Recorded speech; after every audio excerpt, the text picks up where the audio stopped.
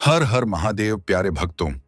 कभी कभी जीवन ऐसे मोड़ पर ले आता है जहां इंसान के पास न पैसा काम आता है, न रिश्तों का सहारा, न दिमाग की चालाकी और न ही अपनी ताकत। बस एक अजीब सी खालीपन, अंदर तक फैला हुआ डर और मन का टूट जाना बचता है। ऐसे ही क्षणों में दुनिया कहती है भगवान को याद करो, लेकिन मन पूछता है क्या सच में सिर्फ भगवान का नाम लेने या कथा सुनने से कुछ बदल जाता है। यही सवाल एक युवक अनिरुद्ध के जीवन की सबसे बड़ी यात्रा की शुरुआत बना। उस रात वह बोझ से भरा था, भीतर टूट रहा था और उसी टूटन में उसने पहली बार शिव कथा की ओर अपने कदम बढ़ाए, बिल्कुल अनिच्छा से। लेकिन उसे क्या पता था कि उसी रात से उसका जीवन वैसा नहीं रहेगा जैसा वह जानता था। कभी कभी एक नाम, एक मंत्र, एक कथा इंसान को भीतर से इस तरह बदल देती है कि वह पुराना वह शायद कभी बन ही नहीं पाता।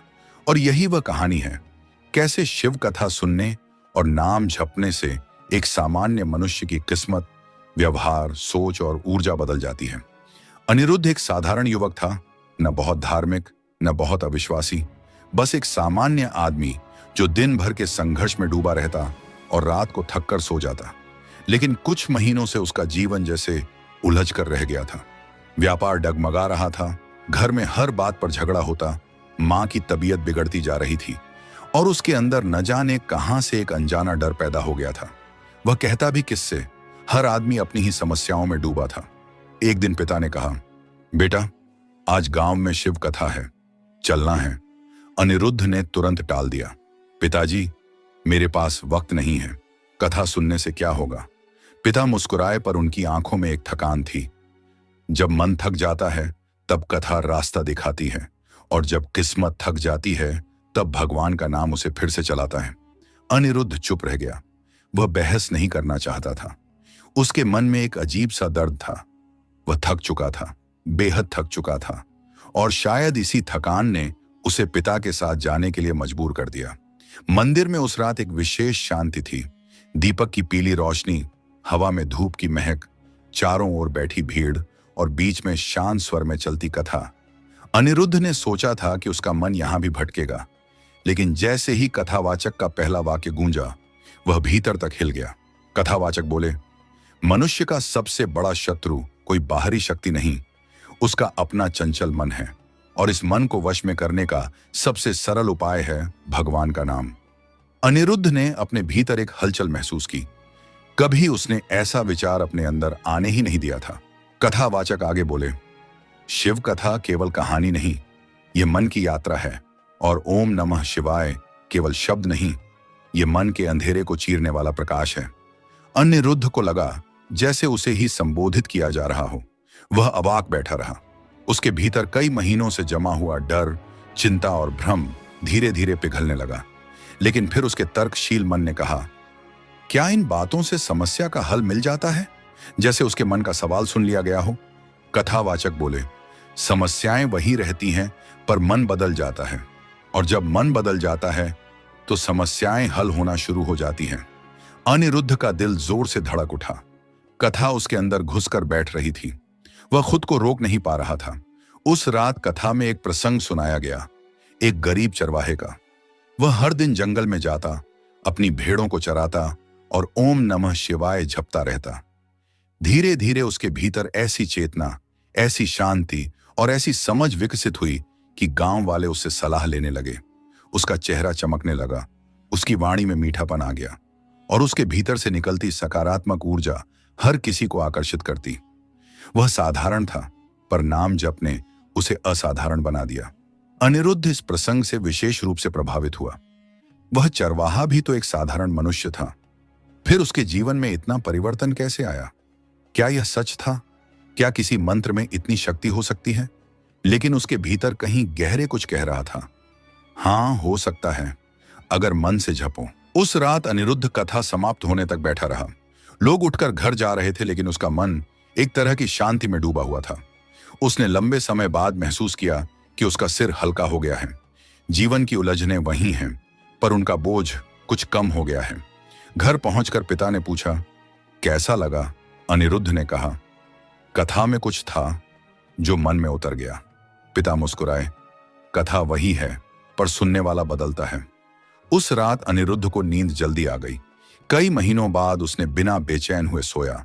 अगले दिन अचानक मन में इच्छा हुई, शाम को फिर कथा सुनूंगा। यह उसके लिए अजीब था, क्योंकि 2 साल पहले अगर कोई कहता कि वह रोज कथा सुनने जाएगा तो वह हंस देता। पर अब उसके मन का कुछ हिस्सा शांत हो चुका था और दूसरा हिस्सा जानना चाहता था कि क्या यह परिवर्तन स्थायी है। इसलिए वह फिर मंदिर पहुंचा। आज कथावाचक ने एक और महत्वपूर्ण बात कही। मनुष्य दिन भर न जाने कितने विचार करता है। इनमें से अधिकांश विचार डर, चिंता और नकारात्मकता से भरे होते हैं। नाम जप इन विचारों को रोकता नहीं, पर उन्हें साफ कर देता है। जैसे नदी में गंदा पानी आता है, लेकिन ऊपर से साफ पानी भरते रहने से नदी साफ हो जाती है। उसी तरह मन साफ हो जाता है। अनिरुद्ध ने पहली बार ऐसा सुना था। वह सोच में पड़ गया, क्या वास्तव में मेरे मन में एक इतना गंदा पानी भरा हुआ है? उसे अपना ही अतीत याद आने लगा। टूटे हुए रिश्ते, बिखरी उम्मीदें, अपूर्ण इच्छाएं, गलत फैसले। उसने खुद को बहुत कोसा था। शायद इसी को मन की गंदगी कहा गया है। कथावाचक आगे बोले, नाम जप कोई जादू नहीं करता। वह बस मन को इतना शांत करता है कि आपकी बुद्धि, आपकी ऊर्जा और आपके कर्म तीनों अपनी असली दिशा में लगने लगते हैं। तब किस्मत अपने आप बदलती है। यह वाक्य अनिरुद्ध के हृदय में सीधे उतर गया। किस्मत बदलने का रास्ता शुरू मन से होता है। उसने पहली बार यह समझा। कथा में एक और प्रसंग सुनाया गया।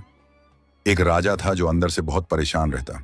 संपत्ति, सेना, सम्मान सब होने के बावजूद उसका मन बेचैन था। एक दिन उसने एक साधु से पूछा, मन को कैसे शांत करूं? साधु बोले, एक मंत्र है, ओम नमः शिवाय। इसे जपने से मन अपने मूल स्वरूप में लौट आता है। राजा ने पूछा, क्या जपने मात्र से मैं इतना बदल जाऊंगा? साधु मुस्कुराए, यदि मन से जपे तो मंत्र तुम्हें नहीं बदलता, तुम्हारे भीतर जो पहले से है उसे प्रकट कर देता है। अनिरुद्ध बहुत देर तक इस बात पर सोचता रहा। शायद वह भी अपने भीतर छुपी हुई शक्ति को भूल चुका था। जीवन ने उसे इतना घिस दिया था कि वह खुद को खो चुका था। दूसरे दिन घर लौटते समय वह बार बार एक ही बात सोच रहा था, क्या मैं भी बदला जा सकता हूं? क्या मेरे भीतर भी कुछ अच्छा बचा हुआ है? उसका मन अब शिव कथा के प्रत्येक शब्द को पकड़ लेता था। उसे लगने लगा था जैसे उसके अंधेरे कमरे में धीरे धीरे कोई दीपक जल रहा है। अगली शाम वह फिर कथा सुनने गया। भीड़ कुछ बढ़ी हुई थी, पर अनिरुद्ध शांति से बैठ गया। आज कथावाचक ने कहा, शिव कथा केवल शिव की महिमा नहीं बताती, ये बताती है कि मनुष्यों के भीतर कितनी शक्ति है और नाम जप उस शक्ति को जागृत करने का मार्ग है। अनिरुद्ध के भीतर अचानक कंपन सा हुआ। उस रात कथा समाप्त होने पर वह सीधे घर नहीं गया। वह थोड़ी देर मंदिर के बाहर ही बैठा रहा। ठंडी हवा चल रही थी। दूर से मंत्रोच्चार की ध्वनि आ रही थी, ओम नमः शिवाय, ओम नमः शिवाय। वह ध्वनि उसके भीतर उतर रही थी। अचानक उसने महसूस किया कि उसके हाथ कांप रहे हैं, लेकिन यह कमजोरी की नहीं, एक नई ऊर्जा की हलचल थी। घर आकर उसने जलता हुआ दीपक रखा, आंखें बंद की और बहुत धीरे धीरे मंत्र जपना शुरू किया। ओम नमः शिवाय। पहले तो मन भटकता रहा, विचार दौड़ते रहे, पर थोड़ी देर बाद उसे लगा जैसे कोई शांत लहर उसके भीतर फैल रही है। उसका सिर हल्का होने लगा, उसकी सांसें अपने आप गहरी होने लगी, छाती पर दबाव कम होने लगा। वह उस एहसास को शब्दों में नहीं बांध पाया, लेकिन उसे लगा कि महीनों की बेचैनी में पहली बार उसे आराम मिला है। उसने आंखें खोली। दीपक की लौ हिल रही थी, लेकिन उसके भीतर की बेचैनी अब शांत पड़ चुकी थी। अनिरुद्ध ने उस रात एक निर्णय लिया, मैं कथा भी सुनूंगा और नाम जप भी करूंगा, चाहे धीरे धीरे ही सही, पर मन को बदलूंगा। उसने सोचा नहीं था कि एक कथा, एक मंत्र उसके टूटे हुए जीवन को इस तरह संभाल सकता है। लेकिन अब उसे समझ आ रहा था कि मनुष्य बाहर से नहीं, अंदर से टूटता है, और शिव कथा तथा शिव नाम इसी भीतर को ठीक करते हैं। धीरे धीरे यह परिवर्तन उसके भीतर गहराने लगा। उसने महसूस किया कि कथा सिर्फ कहानी नहीं है, यह जीवन का मार्गदर्शन है। नाम जप सिर्फ ध्वनि नहीं है, यह मन की सफाई है। इस तरह यात्रा अनिरुद्ध को संदेह से श्रद्धा तक, अव्यवस्था से शांति तक और टूटन से स्थिरता तक ले गई। अनिरुद्ध की यात्रा अभी शुरू ही हुई थी। कथा के शब्द, मंत्र की ध्वनि और उसके भीतर उठती अजीब सी शांति धीरे धीरे उसके मन में जड़ पकड़ रही थी। अगली सुबह वह जागा तो खुद को अलग महसूस किया। पहले की तरह भारीपन नहीं था, पहले की तरह सीने पर बोझ नहीं था, पहले की तरह आंखों में रात की थकान नहीं थी। उसने पानी पिया और कुछ देर तक चुप बैठा रहा। उसके मन में एक ही विचार घूम रहा था, क्या यह परिवर्तन स्थायी हो सकता है? क्या सिर्फ नाम जप से मैं सच में अपनी जिंदगी बदल सकता हूं? दिमाग तर्क करता था, नहीं, यह बस मन का खेल है। लेकिन दिल कहता था, शायद यही असली रास्ता है। हिचकिचाहट और विश्वास के बीच उसका मन झूलता रहा, पर वह जानता था कि वह अब पहले जैसा नहीं रहा था। वह मंदिर जाने की तैयारी करने लगा, बिना किसी असहमति के, और उसे यह भी लगा कि अब उसके कदम खुद ब खुद मंदिर की ओर बढ़ रहे हैं, जैसे कोई अदृश्य शक्ति उसे खींच रही हो। वह मंदिर पहुंचा तो देखा कि आज लोगों की संख्या और भी बढ़ गई है। कुछ लोग आसपास खड़े होकर धूप, फूल और जल लेकर भगवान शिव की पूजा कर रहे थे। मंदिर के सामने बने छोटे से खुले मंच पर कथावाचक बैठे थे। वह मुस्कुराते हुए कह रहे थे, जो लोग अपने मन की आवाज सुनने लगते हैं वे स्वतः कथा की ओर खींचे आते हैं। यह संबंध आत्मा का है, शरीर का नहीं। अनिरुद्ध को लगा जैसे उन्होंने सीधे उसकी ही बात कही हो। वह शांत होकर बैठ गया। कथावाचक ने आज का प्रसंग शुरू किया, एक पुरानी कथा जो बताती थी कि शिव कथा सुनने से मनुष्य के भीतर किस प्रकार दिव्य ऊर्जा जागती है। उन्होंने कहा, एक समय एक साधु जंगल में रहता था। उसके पास धन नहीं था, भोजन नहीं था, कोई साधन नहीं था, पर उसका मन इतना शांत, इतना स्थिर और इतना निर्मल था कि दूर दूर से लोग उससे मिलने आते, उनकी समस्या सुनते, एक मुस्कान देते और कहते, शिव का नाम जपो। लोग जाते और उनकी समस्याएं हल होने लगती। राजा को इस बात पर संदेह हुआ। वह स्वयं साधु के पास आया और पूछा, आप लोगों की समस्या कैसे दूर कर देते हैं? साधु हंसे, मैं कुछ नहीं करता राजन। मनुष्य का मन जब शिव के नाम से जुड़ जाता है तब उसकी बुद्धि साफ हो जाती है, और बुद्धि साफ होने पर उसके कर्म सुधर जाते हैं। बस यही जीवन बदल देता है। अनिरुद्ध के भीतर यह वाक्य गहराई तक उतर गया। बुद्धि साफ हो जाती है। इस विचार को उसने कभी समझा ही नहीं था। वह हमेशा सोचता था कि जीवन बदलने के लिए बाहरी साधन चाहिए, पैसा, लोग, काम, संपर्क। लेकिन आज वह समझ रहा था कि असली सुधार अंदर से शुरू होता है। कथा आगे बढ़ी। कथावाचक बोले, जब मन में भारीपन होता है तब मनुष्य सही निर्णय नहीं ले पाता। जब मन में डर होता है तब अवसर भी खतरा दिखने लगता है, और जब मन शांत होता है तब भगवान के मार्ग भी दिखने लगते हैं और अपनी छिपी हुई शक्ति भी। अनिरुद्ध अपनी ही चाल ढाल से समझ पा रहा था कि उसके भीतर एक बदलाव धीरे धीरे बढ़ रहा है। वह अपने मन के विचारों को साफ सुन पा रहा था। पहले की तरह उलझन नहीं थी, जैसे कोई धुंध हट रही हो। कथा समाप्त होते ही वह कुछ देर वहीं बैठा रहा। आज लोगों की भीड़ अधिक थी, लेकिन उसे ऐसा लगा जैसे उस भीड़ में भी उसका मन बिल्कुल अकेला, बिल्कुल शांत बैठा है, जैसे किसी गहरे महासागर की गहराई में उतर गया हो। वह घर लौटा, लेकिन उसका मन बार बार मंत्र की ध्वनि सुन रहा था, ओम नमः शिवाय, ओम नमः शिवाय। आज रात उसने फिर दीपक जलाया, आंखें बंद की और मंत्र जप शुरू किया। लेकिन इस बार कुछ अलग था। इस बार भीतर गहराई थी। हर मंत्र के साथ उसे लगा जैसे वह अपने अंदर कहीं गहराई में उतर रहा है, जैसे कोई पुराना घाव भर रहा हो, जैसे कोई टूटा हिस्सा जुड़ रहा हो। धीरे धीरे उसकी सांसें इतनी शांत हो गईं कि उसे खुद अपने भीतर उठती धड़कनें सुनाई देने लगी। वह मंत्र के बीच बीच में रुकता भी नहीं था, बस बहता जा रहा था, जैसे नदी अपने मार्ग में बहती है। अचानक उसकी आंखों से आंसू निकलने लगे। वह समझ नहीं पाया कि यह आंसू दुख के थे या राहत के, लेकिन इतना जरूर था कि वह अपने अंदर से हल्का महसूस कर रहा था, जैसे इतने वर्षों से जो भारी काले बादल उसके सिर पर जमा थे वे अब बरसकर साफ हो रहे हों। उस रात उसे गहरी नींद आई, बेमिसाल, शांत, लंबी। कई महीनों में पहली बार उसने सुबह उठते ही मुस्कुराया। उसके चेहरे पर एक हल्की सी चमक थी और उसकी आंखें जैसे भीतर से उजली हो गई थीं। सुबह चाय पीते समय मां ने हंसकर कहा, बेटा, आज तो तेरा चेहरा देखकर लगता है जैसे कोई पूजा करके आया हो। अनिरुद्ध मुस्कुराया। उसे खुद समझ नहीं आ रहा था कि यह बदलाव कैसे हो रहा है, लेकिन वह जानता था कि यह शिव कथा और मंत्र का प्रभाव है। दिन बीतता गया और हर शाम वह उस कथा में जाने लगा। आज कथा में एक अनोखा प्रसंग चला। कथावाचक बोले, जब मनुष्य शिव का नाम जपता है तो वह केवल ध्वनि नहीं बोल रहा होता। नाम जप एक ऊर्जा है, एक कंपन। यह कंपन जब मनुष्य के भीतर उतरता है तो वह उसके शरीर, मन और आत्मा को धीरे धीरे शुद्ध करता है। अनिरुद्ध ने 2 दिन पहले जो शांति महसूस की थी उसे याद आया। उसे अब समझ आ रहा था कि वह कोई संयोग नहीं था, यह वही कंपन था जिसकी बात कथा में की जा रही है। कथावाचक आगे बोले, कुछ लोगों को मिट्टी में गंदगी दिखती है, लेकिन कुछ लोग उसमें पौधे उगा लेते हैं। उसी तरह जीवन में समस्याएं रहती हैं, पर शिव नाम जपने वाला परेशान नहीं होता। उसकी दृष्टि साफ हो जाती है, उसका मन शांत हो जाता है और वही शांति उसे सही दिशा दिखाती है। अनिरुद्ध को याद आया कि कल उसने बिना किसी डर के, बिना किसी घबराहट के कुछ व्यावहारिक निर्णय लिए थे जो वह महीनों से नहीं ले पा रहा था। शायद उसके भीतर भी दिशा सूचक शक्ति जाग रही थी। कथा के बाद जब वह घर लौट रहा था तो उसने अपने भीतर एक नई ऊर्जा महसूस की। न कोई उत्तेजना, न कोई उत्साह, बस एक गहरी स्थिरता, जैसे कोई चट्टान जो तूफान में भी अचल रहती है। रात को उसने आज फिर मंत्र जपा, लेकिन इस बार मंत्र जपते जपते उसे अचानक अपने पिता की बात याद आई।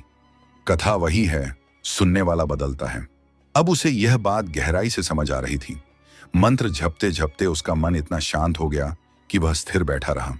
दीपक की लौ उसकी आंखों में पड़ रही थी और उसके भीतर एक नई अनुभूति उठ रही थी, जैसे उसके सीने में कोई हल्की सी रोशनी फैल रही हो। वह अपनी आंखें नहीं खोल पा रहा था, जैसे कोई उसे भीतर खींच रहा हो। वह मंत्र नहीं बोल रहा था, उसे महसूस हो रहा था कि मंत्र खुद बोल रहा है उसके अंदर से, जैसे उसकी सांसें ही ओम नमः शिवाय बन गई हों। धीरे धीरे उसने महसूस किया कि उसका शरीर हल्का हो रहा है, उसकी उंगलियां ठंडी हो रही हैं और उसकी सांसें एकदम शांत, जैसे वह किसी गहरे ध्यान में चला गया हो। उस रात उसे एक सपना आया। उसने देखा वह एक विशाल पहाड़ के सामने खड़ा है। ऊपर काले बादल हैं, नीचे तेज बहती नदी है और पहाड़ की चोटी पर एक दिव्य प्रकाश चमक रहा है।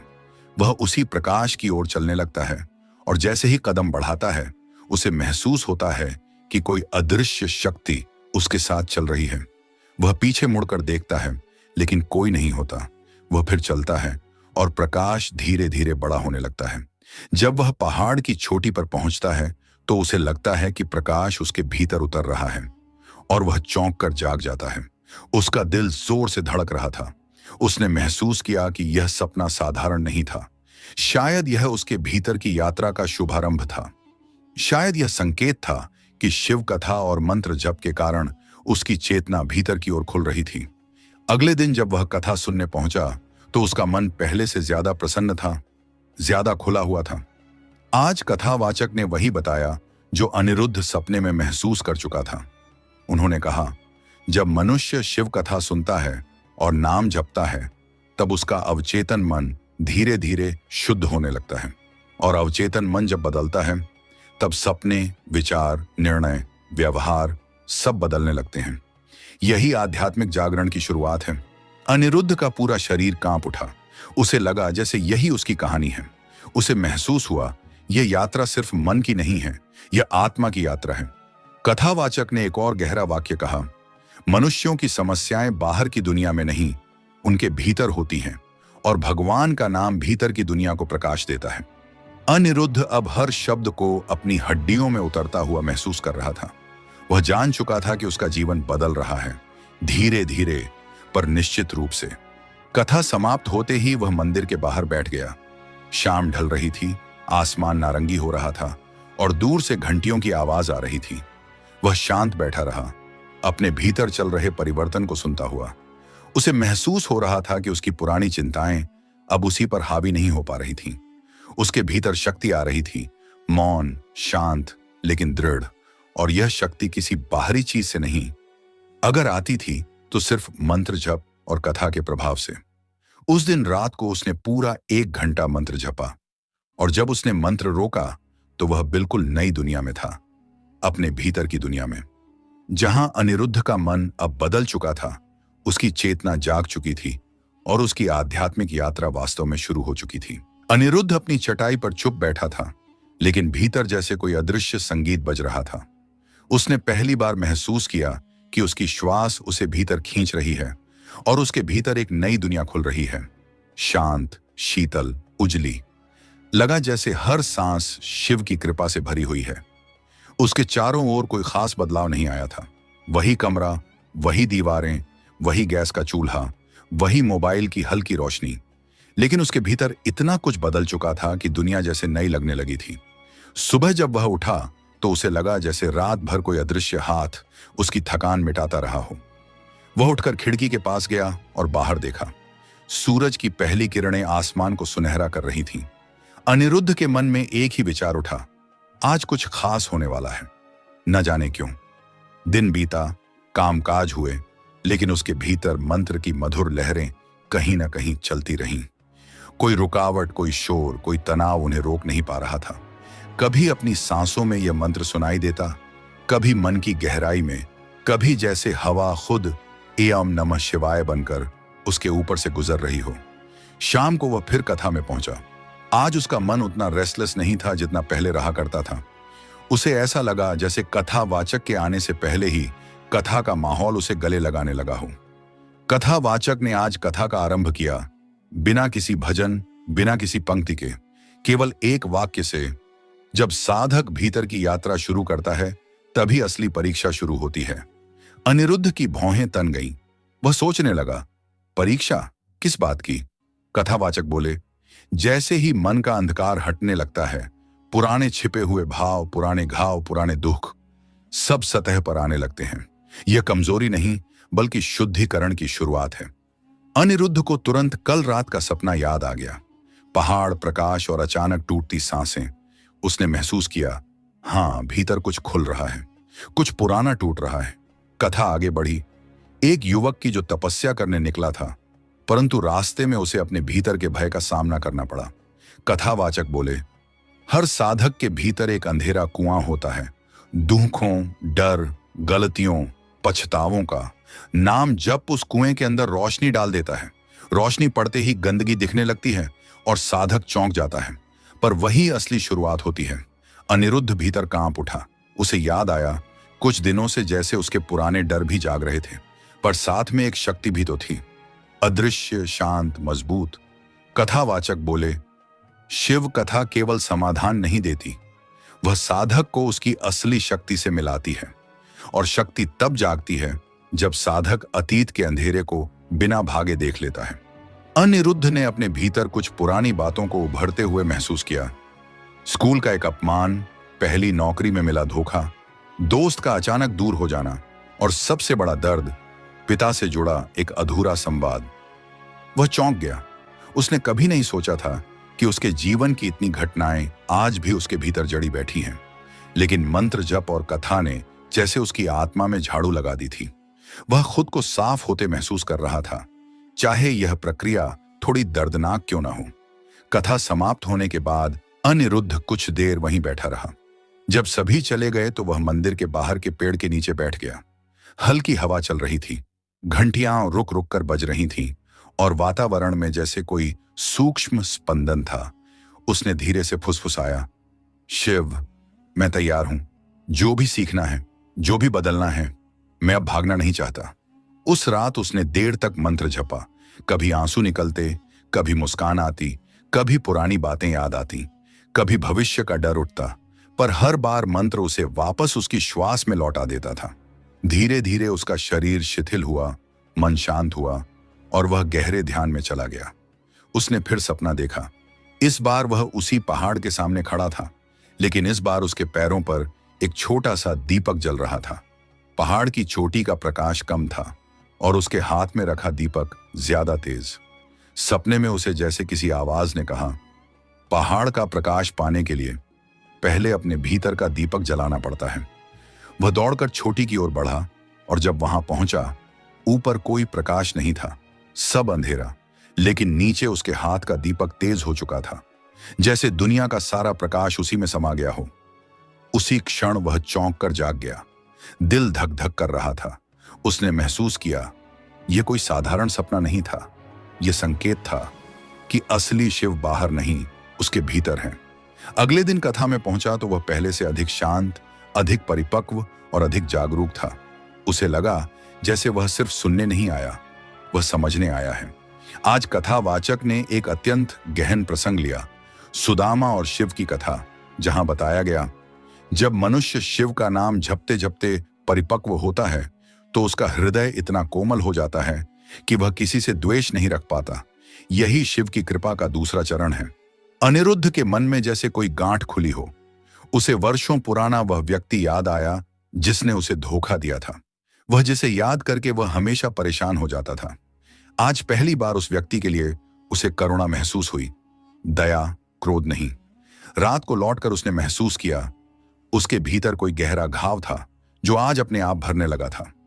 शाम ढली, घंटियां बजीं, दीपक जलाया गया और अनिरुद्ध ने आज बिना किसी प्रयास के मंत्र का जप शुरू किया। जैसे मंत्र उसके भीतर से बह रहा हो। उसने अचानक एक भावना अनुभव की, मानो उसके अंदर कोई भारी पत्थर खिसक गया हो और अंदर जगह बन गई हो। जगह शांति के लिए, जगह प्रेम के लिए, जगह ईश्वर के लिए। नींद में उसने फिर वही पहाड़ देखा। इस बार वह चोटी पर खड़ा था और दूर दूर तक प्रकाश ही प्रकाश फैला था। उसने अपने भीतर से एक धीमी सी आवाज सुनी, यही है शिव कथा का फल, अंधकार से प्रकाश, डर से साहस, उलझन से शांति और मन से आत्मा तक की यात्रा। उसका शरीर जैसे हल्का हो गया। वह जागा तो एक अजीब सा आनंद था, एक बिना कारण का सुख जो शायद मनुष्य को तभी मिलता है जब वह अपने भीतर ईश्वर को छू ले। अगले दिन कथा में उसने देखा, आज उसकी आंखों में वो डर नहीं था जो कुछ दिन पहले था। उसके चेहरे पर एक ऐसा तेज था जिसे वह खुद भी नहीं पहचान पा रहा था। कथावाचक ने आज कहा, जब शिव कथा और नाम जप का प्रभाव गहराता है तो साधक का जीवन बदलने लगता है और उसे पता भी नहीं चलता कैसे। अनिरुद्ध के भीतर एक और परिवर्तन हुआ। वह लोगों को सुनने लगा, समझने लगा, कभी जल्दबाजी नहीं करता, कभी चिड़चिड़ा नहीं होता। धीरे धीरे परिवार भी उसके परिवर्तन को महसूस करने लगा। मां ने कहा, बेटा तू जैसे पहले था वैसा नहीं रहा। उसने सिर्फ मुस्कुरा दिया।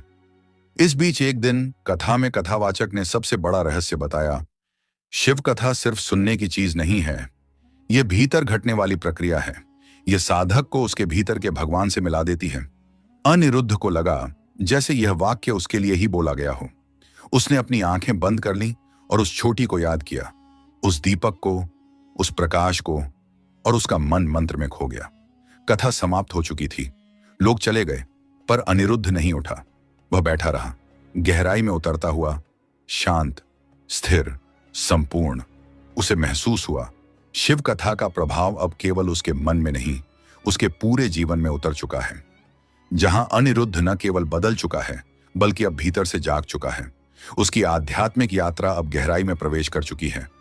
जहां अब वह जान चुका है कि शिव कथा केवल कहानियां नहीं बल्कि आत्मा का दर्पण है। अनिरुद्ध उस रात जब घर पहुंचा तो उसके भीतर एक अजीब सी हलचल थी, शांत भी, गहरी भी और कहीं ना कहीं बहुत प्राचीन भी। जैसे किसी ने उसके भीतर की किसी पुरानी परत को खुरच दिया हो और वहां से एक नई रोशनी निकल आई हो। वह बिस्तर पर बैठा बैठा लंबे समय तक खिड़की के बाहर देखता रहा। चांद की रोशनी जैसे उसके कमरे में नहीं, उसके मन में उतर रही थी। हवा में एक ऐसी नमी थी जो किसी पुराने समय की याद दिलाती थी, जैसे वह यह सब पहले भी जी चुका हो, कहीं दूर किसी जन्म में। उसने धीरे से आंखें बंद की और अपने भीतर उतरने लगा। मंत्र अपने आप उसके मन में गूंजने लगा, ओम नमः शिवाय, ओम नमः शिवाय। कोई प्रयास नहीं था, कोई जोर नहीं था, बस जैसे सांस चलती है वैसे मंत्र चल रहा था। इसी बीच उसे एक शीतल स्पर्श महसूस हुआ, जैसे कोई हवा उसके कान के पास आई हो। उसे लगा जैसे कोई कह रहा हो, अब असली यात्रा शुरू होने वाली है। उसी रात उसे एक और सपना आया। इस बार वह एक जंगल में था, घना, शांत, लेकिन डरावना नहीं। पेड़ों की पत्तियां हल्की हल्की चमक रही थीं। दूर से जलप्रपात की आवाज आ रही थी, मानो कोई शिव स्तुति गा रहा हो। अनिरुद्ध धीरे धीरे उस ध्वनि की ओर बढ़ने लगा। रास्ता संकरा था, लेकिन उसके पैरों में कोई संशय नहीं था। अचानक उसे लगा कि उसके आसपास कोई चल रहा है, कोई दिखाई नहीं दे रहा, पर उपस्थिति महसूस हो रही थी। वह आगे बढ़ा और जैसे ही वह जलप्रपात के करीब पहुंचा, उसे लगा जैसे पानी में से प्रकाश उठ रहा हो। प्रकाश ने आकार लिया और वह आकार शिव जैसा था। अनिरुद्ध वहीं खड़ा रह गया, सांस तेज हो गई, लेकिन भीतर कोई भय नहीं था। प्रकाश शिव ने बस इतना कहा, तू स्वयं को पहचान ले, फिर मुझे पहचान लेगा। और सपना टूट गया। सुबह वह उठा तो हृदय तेज धड़क रहा था, जैसे कोई बड़ी बात उसके भीतर घट चुकी हो। वह उठा और सबसे पहले पानी में अपना चेहरा देखा। आंखें गहरी हो चुकी थीं, जैसे भीतर का संसार अब बाहर झलक रहा हो। उसने महसूस किया कि शिव कथा उसकी समझ के दायरे से निकलकर उसके अनुभव का हिस्सा बन चुकी थी। उस दिन कथा में कुछ अलग ही ऊर्जा थी। लोग भी जैसे उत्सुक थे कि आज कौन सा दिव्य रहस्य खुलने वाला है। कथावाचक मंच पर आए और तुरंत बोले, जब साधक कथा सुनते सुनते भीतर उतर जाता है, तब कथा उसे बदलना शुरू कर देती है। और उस समय शिव उसके जीवन में घटनाओं के रूप में उतरते हैं। अनिरुद्ध की रीढ़ में हल्की सी सिहरन दौड़ गई। उसे महसूस हुआ कि यह वाक्य उसी के लिए कहा गया है। वह पीछे मुड़कर देखने लगा, जैसे कहीं कोई जानता हो कि वह किस अवस्था से गुजर रहा है। कथावाचक बोले, परिवर्तन कभी बाहर से नहीं आता, पहले भीतर उठता है, फिर जीवन में फैलता है। और जब भीतर शिव जागते हैं तो साधक की किस्मत भी जागने लगती है। अनिरुद्ध कुछ देर तक खाली हवा में देखता रहा। उसे लगा जैसे शिव कथा उसकी नसों में बह रही है। वह अब सिर्फ कहानी नहीं सुन रहा था, कथा उसकी चेतना में उतरकर उसे नए रूप में गढ़ रही थी। उसके अंदर बहुत पुरानी बातें उभरने लगीं, बचपन की मुस्कानें, कभी न कहीं गई बातें, वह दर्द जो हमेशा चुपचाप जमा होता गया। लेकिन जैसे ही वह मंत्र झपता, वे सब घुलने लगती, जैसे हल्की बारिश में मिट्टी की सुगंध घुलती है। उसके अंदर कुछ साफ हो रहा था। कथा समाप्त होने के बाद वह फिर उसी पेड़ के पास बैठा। आज पेड़ की पत्तियां भी जैसे उससे बात कर रही थी। हवा उसे सहला रही थी, मानो प्रकृति स्वयं उसे सांत्वना दे रही हो। उसने मन ही मन कहा, शिव, मुझे आगे बढ़ने की शक्ति देना, मुझे अपने भीतर पूरी तरह उतरने दो। रात को घर जाकर वह 2 घंटे लगातार जप करता रहा। मंत्र जप अब साधना नहीं, स्वभाव बन चुका था।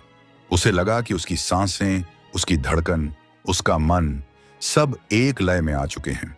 उसने अचानक महसूस किया कि कमरे में रोशनी कहीं अधिक गहरी हो गई है, या शायद उसकी दृष्टि बदल गई थी। धीरे धीरे उसे नींद आने लगी, लेकिन यह नींद सामान्य नहीं थी। यह किसी ध्यान की तरह गहरी, किसी समाधि की तरह शांत थी। उस रात का सपना सबसे गहन था। वह एक विशाल नदी के किनारे खड़ा था। पानी दूध जैसा सफेद था, शांत, चमकदार, पवित्र। नदी के ऊपर चंद्रमा नहीं, बल्कि एक तीसरी आंख जैसी नीली रोशनी थी। उसने नदी में झांका और देखा। उसका प्रतिबिंब वैसा नहीं था जैसा वह सच में दिखता है। वहां एक तेजस्वी रूप खड़ा था, उज्ज्वल, शांत, शक्तिशाली। प्रतिबिंब ने उससे कहा, जो तू अभी है वह बस एक परत है, तेरी असली पहचान इस नदी के उस पार है। अनिरुद्ध ने उस ओर देखा। वहां पहाड़ थे, कैलाश जैसा आकार, लेकिन वह पहाड़ धुंध में ढंके थे। रास्ता स्पष्ट नहीं था। तभी नदी के ऊपर नीली रोशनी और चमकी, और उसने देखा कि पानी के ऊपर एक पतला सा पुल बन रहा है। वह एक कदम बढ़ा, फिर दूसरा, और तभी सपना टूट गया। वह जागा तो सांस भारी थी, लेकिन मन हल्का, जैसे किसी ने उसके अंदर की कई गांठें खोल दी हों। वह उठा और खिड़की खोलकर बाहर देखा। आसमान सामान्य था, पर उसे लगा जैसे वहां अदृश्य रूप से कैलाश का आशीर्वाद टंगा है। अगले दिन जब वह कथा में बैठा तो उसके भीतर एक अद्भुत शांति थी। कथावाचक बोले, जब साधक के जीवन में शिव प्रवेश करते हैं तो वे पहले उसे भीतर से खाली करते हैं, फिर उसे अपनी उपस्थिति से भरते हैं। अनिरुद्ध को लगा जैसे यही उसके साथ हो रहा है। उसने अपने भीतर एक नई पहचान महसूस की, एक ऐसी पहचान जो डर को नहीं, शांति को जन्म देती है। कथावाचक ने आज शिव और जटाओं की कथा सुनाई। शिव की जटाएं मन का प्रतीक हैं। जितना मन उलझा उतनी जटाएं उलझी, लेकिन जब साधक नाम जप करता है, जटाएं खुलती नहीं, वे शांत हो जाती हैं। अनिरुद्ध को यह वाक्य अपने जीवन का सार लगा। उसे लगा, हाँ, उसके मन की उलझनें खत्म नहीं हुई, पर अब वे उसे परेशान नहीं करती, वे शांत हो चुकी थीं। कथा के बाद जब वह जा रहा था तो अचानक एक बूढ़ा उसके सामने आया। सफेद दाढ़ी, हल्की मुस्कान और आंखें इतनी शांत कि लगता था जैसे वह सब जानता है। बूढ़े ने अनिरुद्ध के कंधे पर हाथ रखा और बोला, बेटा, शिव तक पहुंचने का रास्ता सीधा नहीं होता, लेकिन जो चल पड़ता है उसे मंजिल मिलती ही है। अनिरुद्ध पलटकर देखता, तब तक वह बूढ़ा गायब था। जैसे कोई देवदूत आया हो और चला गया हो। उस रात घर जाकर अनिरुद्ध ने महसूस किया कि उसके भीतर अब कोई खालीपन नहीं था। वहां एक स्थिर रोशनी थी, शिव की, शांत और अटल। उसने पहली बार जीवन में जाना, असली भक्ति सुनने से नहीं, समझने से भी नहीं, बल्कि भीतर घटने से शुरू होती है। वह सोते सोते मुस्कुरा दिया। अब उसे पता था उसकी यात्रा अभी खत्म नहीं, बल्कि अब असली चरण में प्रवेश कर चुकी है। उसी रात सपने में नदी का पुल फिर उभरा। इस बार उसने पूरा पुल पार किया। दूसरी ओर पहुंचकर उसे किसी ने कहा, अब तू सिर्फ सुनने वाला नहीं, अब तू अनुभव करने वाला हो गया है। अनिरुद्ध की आंख खुली और वह जान गया, शिव कथा ने उसे पूरी तरह बदल दिया है। उसका जीवन अब कथा नहीं, कथा का अनुभव बन चुका है। कोई आपसे कहे कि एक शिवलिंग धरती के ऊपर नहीं, बल्कि धरती के अंदर स्थित है। अगर आपको बताया जाए कि इस मंदिर में की गई एक रहस्यमयी पूजा आत्माओं को मोक्ष दिलाती है, और अगर आप जाने कि भगवान शिव की आंख से निकला एक हीरा आज भी इस धरती पर एक शाप के रूप में मौजूद है, तो शायद आप चौंक जाएंगे। लेकिन ये सब केवल कथाएं नहीं, बल्कि त्र्यंबकेश्वर मंदिर से जुड़े गहरे और अद्भुत रहस्य हैं। आज की इस डॉक्यूमेंट्री में हम जानेंगे त्र्यंबकेश्वर ज्योतिर्लिंग का इतिहास, गुप्त गुफाओं का रहस्य, नासिक हीरे की कथा और कुशावती कुंड की ऊर्जा। एक ऐसा मंदिर जो मृत्यु से जुड़ा है परंतु मोक्ष का मार्ग खोलता है। त्रिदेव ब्रह्मा, विष्णु और महेश हिंदू धर्म के आधार स्तंभ हैं। ब्रह्मा ब्रह्मांड के रचयिता हैं, विष्णु पालन करता हैं और शिव संहार के स्वामी। इन तीनों की संगति जहां होती है वहां ब्रह्मांडीय ऊर्जा जागृत होती है। महाराष्ट्र राज्य में गोदावरी नदी के किनारे बसा एक स्थान इसी संगति और शक्ति का केंद्र है, त्र्यंबकेश्वर ज्योतिर्लिंग। यह मंदिर अपने आप में अनोखा है क्योंकि इसका शिवलिंग धरती के ऊपर नहीं बल्कि गहराई में स्थापित है। यह पाताल से जुड़ता है, जहां माना जाता है कि मृत्यु के बाद आत्माएं शिव की शरण में जाती हैं। इसीलिए इस मंदिर को यमकेश्वर महादेव भी कहा जाता है।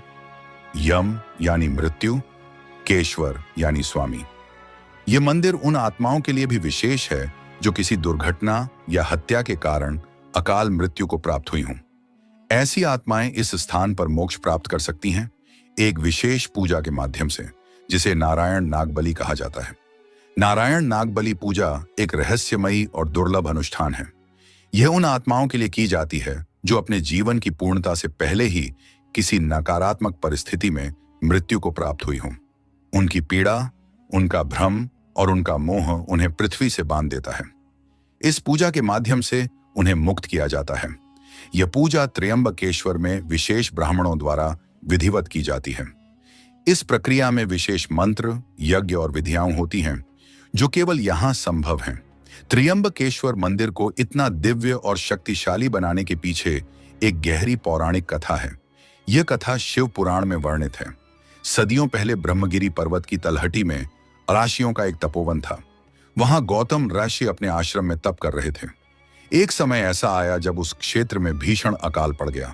पानी की एक एक बूंद के लिए जीव व्याकुल हो उठे। गौतम ऋषि ने इस त्रासदी को देखकर वरुण देव की घोर तपस्या की, जो जल के देवता हैं। वरुण देव उनकी तपस्या से प्रसन्न हुए और उन्हें एक ऐसा जलकुंड प्रदान किया जिसका जल कभी समाप्त नहीं होता था। यह चमत्कारिक जलकुंड देखने पर अन्य ऋषियों के मन में ईर्ष्या पैदा हो गई। उन्होंने भगवान गणेश से आग्रह किया कि वे गौतम ऋषि को वहां से हटाएं। गणेश जी ने उन्हें समझाने की कोशिश की कि गौतम ऋषि ने कोई अन्याय नहीं किया, वे केवल अपना कर्तव्य निभा रहे हैं।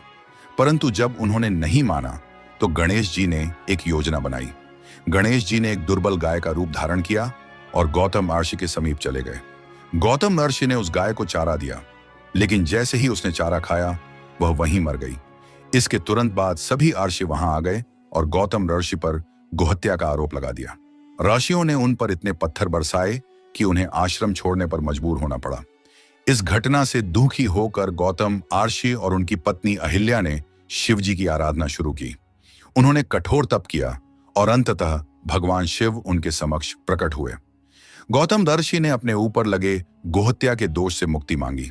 महादेव ने कहा, दाशेवर, इसमें आपकी कोई गलती नहीं थी, यह तो ऋषियों का षड्यंत्र था।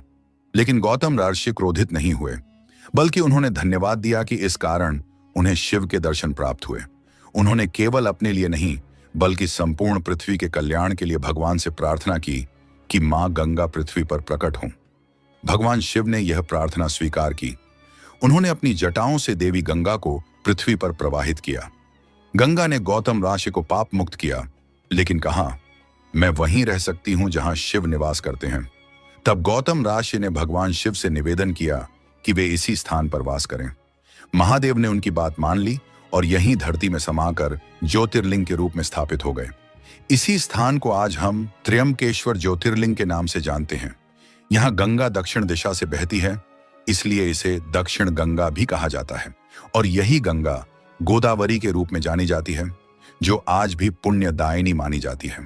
त्र्यंबकेश्वर मंदिर में एक गुप्त गुफा भी है, जिसके बारे में कहा जाता है कि वह पाताल लोक तक जाती है। इस गुफा में प्रवेश सामान्य जन के लिए निषिद्ध है। कहा जाता है कि यह गुफा उस मार्ग से जुड़ती है जहां शिव और यम की ऊर्जाएं एक साथ सक्रिय होती हैं। यह गुफा एक अनंत शक्ति केंद्र है, जहां केवल विशेष साधक ही ध्यानस्थ हो सकते हैं। अब बात करते हैं उस रहस्य की जो त्र्यंबकेश्वर को और भी चमत्कारी बनाता है। भगवान शिव की तीसरी आंख से निकले हीरे की कथा। माना जाता है कि शिव की आंख से एक दिव्य प्रकाश निकला, जो एक हीरे के रूप में बदल गया। यह हीरा इतना तेजस्वी और शक्तिशाली था कि जिसने भी इसे अपने पास रखने की कोशिश की, उसका नाश हो गया। इसलिए इसे शापित नासिक हीरा कहा गया। आज भी यह हीरा अदृश्य रूप से त्र्यंबकेश्वर मंदिर की ऊर्जा में समाया हुआ माना जाता है। मंदिर परिसर में एक विशेष कुंड है, कुशावती कुंड। यह वही स्थान है जहां गौतम ऋषि ने देवी गंगा को प्रकट होते देखा था। कुशावती कुंड का जल अत्यंत पवित्र माना जाता है। बूंद आत्मा के पापों को धो सकती है और इसलिए लाखों श्रद्धालु हर वर्ष यहां स्नान करने आते हैं। त्र्यंबकेश्वर ज्योतिर्लिंग केवल एक धार्मिक स्थल नहीं, यह आत्मा की मुक्ति का केंद्र है। यह एक ऐसी रहस्यमयी भूमि है जहां मृत्यु, जीवन, पाप, पुण्य, ब्रह्मा और ब्रह्म सभी एक साथ उपस्थित हैं। यहाँ की हवा में तपस्या की शक्ति है, शांति की ऊर्जा है और शिव का आशीर्वाद है। जब आप त्र्यंबकेश्वर के प्रांगण में प्रवेश करते हैं तो आप केवल मंदिर नहीं देखते, आप समय से परे एक ऐसी दुनिया में कदम रखते हैं जहां केवल आत्मा की आवाज सुनाई देती है। त्र्यंबकेश्वर मंदिर की यात्रा केवल दर्शन की यात्रा नहीं, यह आत्मा के शुद्धिकरण की यात्रा है। यह अपने भीतर के शिव से मिलने की यात्रा है। हर वर्ष यहाँ लाखों श्रद्धालु दर्शन के लिए आते हैं। लोग अपने जीवन के पापों से मुक्ति पाने की आशा लेकर इस पावन धाम का रुख करते हैं। 12 ज्योतिर्लिंगों में से एक होने के कारण यह मंदिर हिंदू धर्म में एक अत्यंत महत्वपूर्ण तीर्थ स्थल माना जाता है। लेकिन इस मंदिर की जो बात इसे सबसे खास बनाती है, वह है यहाँ स्थित अद्भुत शिवलिंग। त्र्यंबकेश्वर मंदिर का यह शिवलिंग संसार में अकेला ऐसा शिवलिंग है जो भूमि की सतह पर नहीं बल्कि धरती के भीतर एक छोटी सी गुफा में स्थापित है। मंदिर के गर्भगृह के मध्य में एक गहरा स्थान है जहां 3 सूक्ष्म शिवलिंग विराजमान हैं। ये तीनों लिंग त्रिदेव, ब्रह्मा, विष्णु और महेश के प्रतीक माने जाते हैं। इसी कारण इस शिवलिंग का नाम त्र्यंबकेश्वर रखा गया है, जिसका अर्थ है तीनों देवताओं का समन्वय। इस शिवलिंग की पूजा केवल भगवान शिव की नहीं बल्कि त्रिदेवों की सामूहिक पूजा मानी जाती है। ऐसी मान्यता है कि जो भी श्रद्धालु सच्चे मन से यहाँ दर्शन करता है, वह त्रिदेवों की कृपा से संसार के बंधनों से मुक्त होकर मोक्ष प्राप्त कर लेता है। मान्यता है कि जब मां गंगा इस स्थान पर प्रकट हुई थी, तब उनका प्रवाह इतना प्रचंड था कि कोई भी उनके समीप नहीं जा सकता था। तब महर्षि गौतम ने गंगा की धारा को शांत करने के लिए नदी के किनारे एक पुल का निर्माण कराया। उसी स्थान पर कुशा नामक घास लगाई गई, जिससे यह कुंड कुशावती कुंड के नाम से प्रसिद्ध हुआ। यह कुंड दक्षिण गंगा अर्थात गोदावरी का प्रतीक माना जाता है। कहते हैं जो व्यक्ति इस कुंड में एक बार स्नान कर लेता है, उसके समस्त पाप धुल जाते हैं। अपनी पवित्रता और आध्यात्मिक महत्व के चलते यह मंदिर अनेकों बार आक्रमणों का शिकार भी बना। मुगल काल में जब कई हिंदू तीर्थ स्थलों को नष्ट किया जा रहा था, तब त्र्यंबकेश्वर मंदिर भी उसकी चपेट में आया। इतिहासकार जदुनाथ सरकार अपनी प्रसिद्ध पुस्तक औरंगजेब का इतिहास में उल्लेख करते हैं कि वर्ष 1690 में औरंगजेब की सेना ने इस मंदिर पर हमला कर उसे ध्वस्त कर दिया था। मंदिर को नुकसान पहुंचाया गया और उसकी जगह एक मस्जिद का गुंबद खड़ा कर दिया गया। औरंगजेब ने नासिक का नाम भी बदल दिया था, लेकिन समय बदला, मुगल साम्राज्य कमजोर पड़ा और मराठों ने उस क्षेत्र को वापस अपने नियंत्रण में ले लिया। उसके बाद त्र्यंबकेश्वर मंदिर का जीर्णोद्धार करवाया गया। इसका पुनर्निर्माण पेशवा श्रीमंत साहिब बालाजी बाजीराव ने करवाया था। यह मंदिर न केवल अपनी संरचना और पौराणिक महिमा के लिए प्रसिद्ध है, बल्कि यहां होने वाले अनुष्ठानों के लिए भी जाना जाता है। उन लोगों के लिए जिनकी मृत्यु आकस्मिक, अप्राकृतिक या दुर्घटनावश हुई हो, उनके आत्मा की शांति के लिए यहाँ एक विशेष पूजा की जाती है, जिसे नारायण नागबलि अनुष्ठान कहा जाता है। इस 3 दिवसीय अनुष्ठान का पहला दिन नारायण बलि पूजा को समर्पित होता है, जिसमें आटे से पिंड बनाए जाते हैं और मंत्रों के माध्यम से पूर्वजों की आत्मा को श्रद्धांजलि दी जाती है। दूसरे दिन नागबलि की पूजा की जाती है, जो विशेष रूप से सर्प हत्या के दोष से मुक्ति के लिए होती है।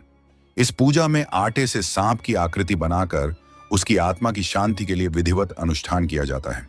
तीसरे और अंतिम दिन गणेश पूजा करके इस अनुष्ठान का समापन होता है। इसके अतिरिक्त इस मंदिर की एक और विशेषता है सिंहस्थ कुंभ मेला। भारत के केवल 4 पवित्र स्थानों प्रयागराज, हरिद्वार, उज्जैन और नासिक में सिंहस्थ कुंभ का आयोजन होता है। त्र्यंबकेश्वर मंदिर के परिसर में हर 12 वर्ष में सिंहस्थ कुंभ मेला लगता है, जिसमें देश विदेश से लाखों साधु संत और श्रद्धालु जुटते हैं। इस मंदिर में शिवलिंग की पूजा करने से त्रिदेवों ब्रह्मा, विष्णु और महेश का आशीर्वाद प्राप्त होता है। यहाँ की पूजा पद्धति अत्यंत विशिष्ट और आध्यात्मिक रूप से समृद्ध मानी जाती है। त्र्यंबकेश्वर मंदिर को मानसिक शांति, आत्मिक स्थिरता और साधना के लिए एक आदर्श स्थान माना जाता है। यहाँ का वातावरण साधकों को ध्यान में मग्न होने का विशेष अवसर देता है। इसकी ऊर्जा इतनी गहन और शांतिपूर्ण होती है कि व्यक्ति यहाँ आत्म साक्षात्कार के निकट पहुंच जाता है। यह मंदिर एक ऐसी दिव्यता से परिपूर्ण है जो हर दर्शनार्थी के भीतर कुछ न कुछ अव्यक्त छू लेती है। यह यात्रा केवल एक तीर्थ नहीं होती, बल्कि एक आध्यात्मिक अनुभव बन जाती है, जो जीवन भर स्मृति में बसी रहती है। यहाँ की रहस्यमयी ऊर्जा, प्राचीन कथा और शक्तिशाली अनुष्ठान सब मिलकर इसे नासिक ही नहीं, पूरे भारत का एक अद्वितीय तीर्थ स्थल बनाते हैं। लेकिन इस मंदिर से जुड़ी कुछ ऐसी बातें भी हैं जो आज भी अधिकांश लोगों को ज्ञात नहीं है। तो चलिए अब आगे बढ़ते हैं और जानते हैं एक एक करके इन अनसुने रहस्यों के बारे में। नंबर 1, त्र्यंबकेश्वर मंदिर का स्थापत्य और दिव्य शिवलिंग। यह मंदिर स्थापत्य कला का एक अद्भुत उदाहरण है। चौकोर मंडप, ऊंचे विशाल द्वार और अंदर स्थित अलौकिक शिवलिंग, यह सब इसे एक दिव्य अनुभूति देते हैं। शिवलिंग के ऊपर एक स्वर्ण कलश स्थापित है और उसके चारों ओर एक रत्न जड़ित मुकुट विराजमान है। माना जाता है कि यह मुकुट स्वयं पांडवों द्वारा इस मंदिर को अर्पित किया गया था। इस मुकुट के दर्शन केवल सोमवार को शाम 4 बजे से 5 बजे के बीच होते हैं। 1 घंटे के लिए ही यह दिव्यता आम लोगों के लिए प्रकट होती है। नंबर 2, गर्भगृह का रहस्य और अद्भुत शिवलिंग। त्र्यंबकेश्वर मंदिर की भव्य इमारत सिंधु आर्य शैली की उत्कृष्ट कृति है। मंदिर के अंदर स्थित गर्भगृह में प्रवेश करते ही कुछ अलौकिक सा अनुभव होता है। वहां रखे शिवलिंग को देखने पर एक सामान्य लिंग नहीं, बल्कि एक आंख जैसी आकृति दिखती है। ध्यान से देखने पर इसके भीतर 1 इंच आकार के 3 लिंग प्रकट होते हैं, जिन्हें ब्रह्मा, विष्णु और महेश त्रिदेव का प्रतीक माना जाता है। अन्य शिवलिंगों के विपरीत यह लिंग धरती के ऊपर नहीं, बल्कि नीचे स्थित है। इसे लता शिवलिंग कहा जाता है। यह लिंग हमेशा गीला रहता है, जिससे लगातार जल बहता रहता है। यह भगवान शिव की उपस्थिति का प्रतीक है। नंबर 3, त्र्यंबकेश्वर परिसर में स्थित रहस्यमयी कुंड। मंदिर से कुछ दूरी पर स्थित है एक प्राचीन तालाब, कुशाव्रत कुंड। यही वह स्थान है जहां से गोदावरी नदी का उद्गम माना जाता है। पौराणिक कथा के अनुसार ब्रह्मगिरी पर्वत से लुप्त हो जाने वाली गोदावरी को रोकने हेतु गौतम आश्य ने यह कुंड बनाया था। उन्होंने कुशा यानी घास की मदद से नदी को बांधा था। तब से आज तक इस कुंड में निरंतर जल बना रहता है। इसे कुशावती तीर्थ भी कहा जाता है। कुंभ स्नान के दौरान शैव अखाड़ों के संत इसी कुंड में स्नान करते हैं। नंबर 4, शोभा यात्रा और पंचमुखी स्वर्ण मुखौटे का रहस्य। हर वर्ष विशेष अवसरों पर यमकेश्वर महाराज के पंचमुखी स्वर्ण मुखौटे को पालकी में सजाया जाता है। यह मुखौटा पूरे गांव में घुमाया जाता है और फिर कुशावती तीर्थ ले जाया जाता है। वहां घाट पर स्नान कराया जाता है। इसके बाद इस मुखौटे को मंदिर लाकर उस पर हीरे जड़ा स्वर्ण मुकुट पहनाया जाता है। यह दृश्य त्र्यंबकेश्वर महाराज के राज्याभिषेक जैसा प्रतीत होता है, एक अत्यंत दुर्लभ और अलौकिक अनुभव। नंबर 5, गुप्त गुफा और जलधारा का दिव्य रहस्य। मंदिर परिसर में एक गुप्त मार्ग है जो ब्रह्मगिरी पर्वत के पीछे स्थित एक रहस्यमयी गुफा की ओर ले जाता है। यही वह गुफा मानी जाती है जहां गौतम आशी ने कठोर तपस्या की थी और यमकेश्वर ज्योतिर्लिंग की पूजा की थी। इस गुफा में भगवान शिव को समर्पित एक छोटा मंदिर और एक जलधारा बहती है जिसे अत्यंत पवित्र माना जाता है। यह मार्ग आम श्रद्धालुओं के लिए खुला नहीं है। ब्रह्मगिरी पर्वत की एक छोटी जलधारा इस गुफा से निकलती है जो मुख्य मंदिर की छत पर गिरती है। वहां से यह जल पाइप के माध्यम से सीधे गर्भगृह में पहुंचता है जहां त्र्यंबकेश्वर ज्योतिर्लिंग का अभिषेक होता है। फिर यह जल बाहर निकलकर गोदावरी नदी में विलीन हो जाता है। इस पूरी प्रक्रिया को आका गंगा का दिव्य आशीर्वाद माना जाता है। यह भगवान शिव की आंख पर रखे नासक हीरे के रहस्य से भी जुड़ा हुआ है। त्र्यंबकेश्वर मंदिर में एक रहस्यमयी हीरा स्थापित था, नासक हीरा, जो भगवान शिव की आंख पर रखा गया था। यह हीरा गोलकुंडा की उन्हीं खदानों से निकाला गया था जहां से कोहिनूर हीरा भी प्राप्त हुआ था। यह नासक हीरा वर्षों तक अनेक शक्तिशाली राजाओं के पास रहा, मुगलों, मराठों और अंग्रेजों तक। किंवदंती है कि यह हीरा जिस भी राजा के पास गया उसे दुर्भाग्य और पतन का सामना करना पड़ा। प्रारंभ में यह हीरा कुतुबशाही वंश के पास था, लेकिन 1687 में मुगलों ने गोलकुंडा पर कब्जा कर लिया और यह हीरा उनके हाथ लग गया। लेकिन समय के साथ मुगलों की शक्ति क्षीण हुई और यह हीरा मराठों तक पहुंच गया। बाजीराव प्रथम के पुत्र बालाजी बाजीराव, जिन्हें नाना साहिब भी कहा जाता है, ने त्र्यंबकेश्वर मंदिर का जीर्णोद्धार कराया। उन्होंने इस मंदिर को अनेक रत्नों और जवाहरातों से सुशोभित किया। नासक हीरे की पूजा एक देवी तत्व के रूप में की जाने लगी। कहा जाता है कि जब सूर्य की पहली किरण इस हीरे पर पड़ती थी तो उसकी चमक से पूरा मंदिर जगमगा उठता था। श्रद्धालु दूर दूर से इस अद्भुत दृश्य के दर्शन हेतु आते थे। परंतु दुर्भाग्य ने फिर दस्तक दी। 18वीं सदी के अंत में एंग्लो मराठा युद्ध छिड़ा। पेशवा बाजीराव द्वितीय को अंग्रेजों से हार मिली। युद्ध के दौरान यह हीरा अंग्रेजों द्वारा चुरा लिया गया। इस हीरे के साथ ही उस क्षेत्र की समृद्धि और दिव्यता भी जैसे विलीन हो गई। बाद में यह हीरा ब्रिटिश ईस्ट इंडिया कंपनी के गवर्नर जनरल हिस्ट को सौंपा गया। उसने इसे लंदन ले जाकर बिक्री के लिए रखा, लेकिन किसी ने इस हीरे को खरीदने में रुचि नहीं दिखाई। इसे खुरदुरा और सामान्य पत्थर बताकर नजरअंदाज किया गया। आखिरकार लंदन के प्रसिद्ध जौहरी रंडल एंड ब्रिज ने इस हीरे को मात्र 3000 पाउंड यानी लगभग 25 लाख रुपए में खरीद लिया। उन्होंने इसे तराशा, जिससे इसकी चमक तो बढ़ गई, लेकिन इसकी भारतीय पहचान सदा के लिए मिट गई। तराशने के बाद इसका पहला विदेशी मालिक बना ड्यूक ऑफ वेस्टमिंस्टर। जिस व्यक्ति ने इस दुर्लभ हीरे को अपनी तलवार में जड़वाया वह था ड्यूक ऑफ वेस्टमिंस्टर। लेकिन जैसे ही यह हीरा उसके पास आया, उसकी जिंदगी में तूफान सा आ गया।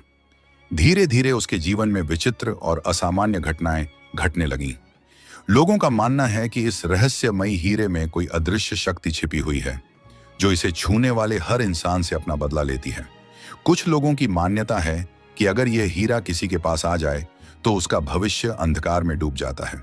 खुशियां, धन दौलत और मानसिक शांति सब कुछ छिन जाता है।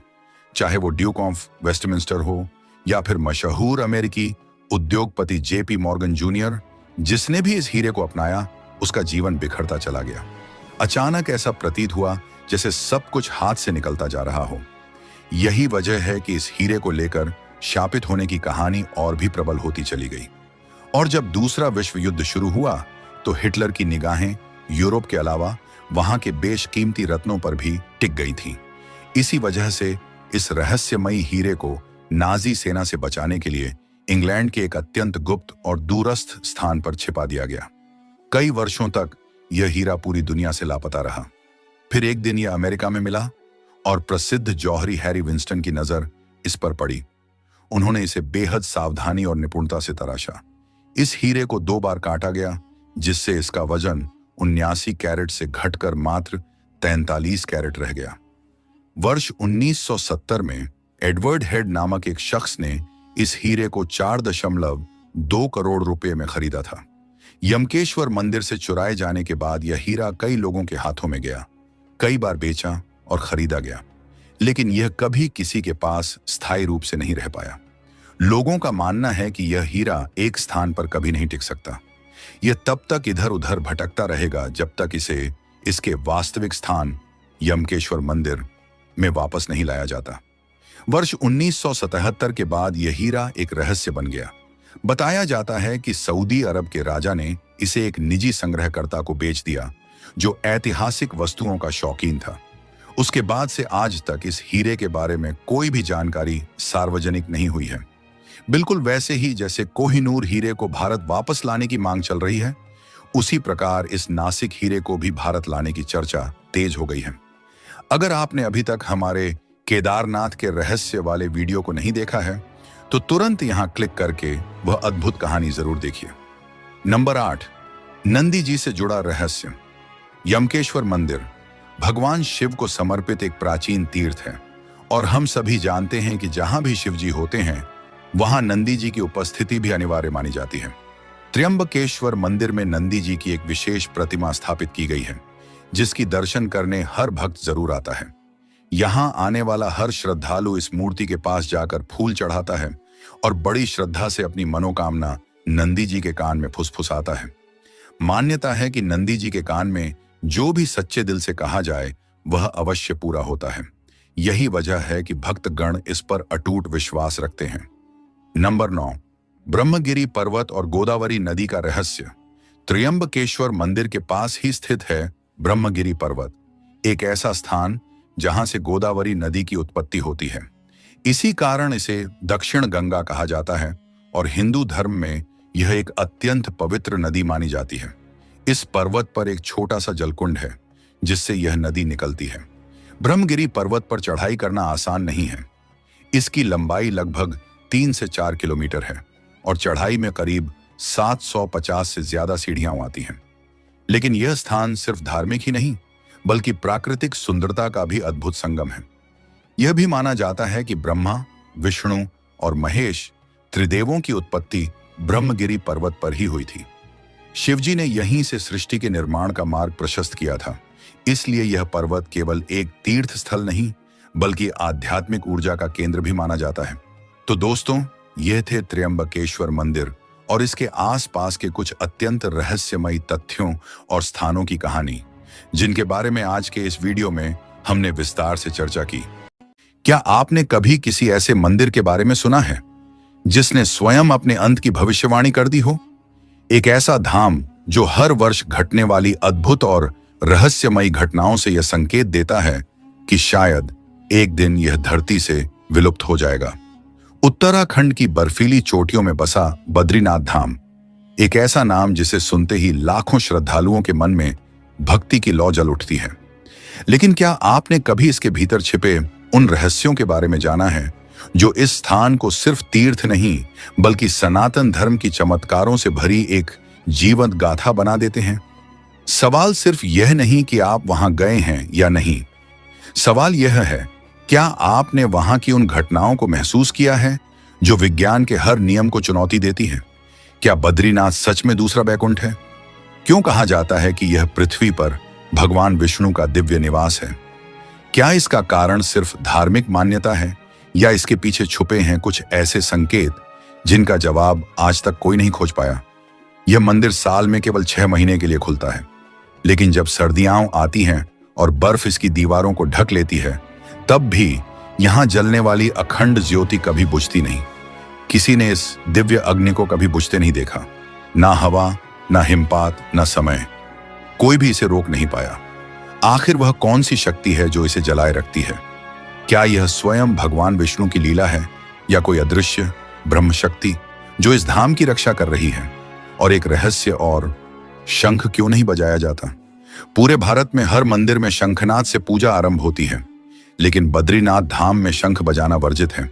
आखिर क्यों? क्या कोई श्राप है या कोई प्राचीन चेतावनी? कहा जाता है कि यहां शंख बजाने से कुबेर की नगरी द्वार खोल देगी और इससे एक अज्ञात प्रलय शुरू हो सकता है।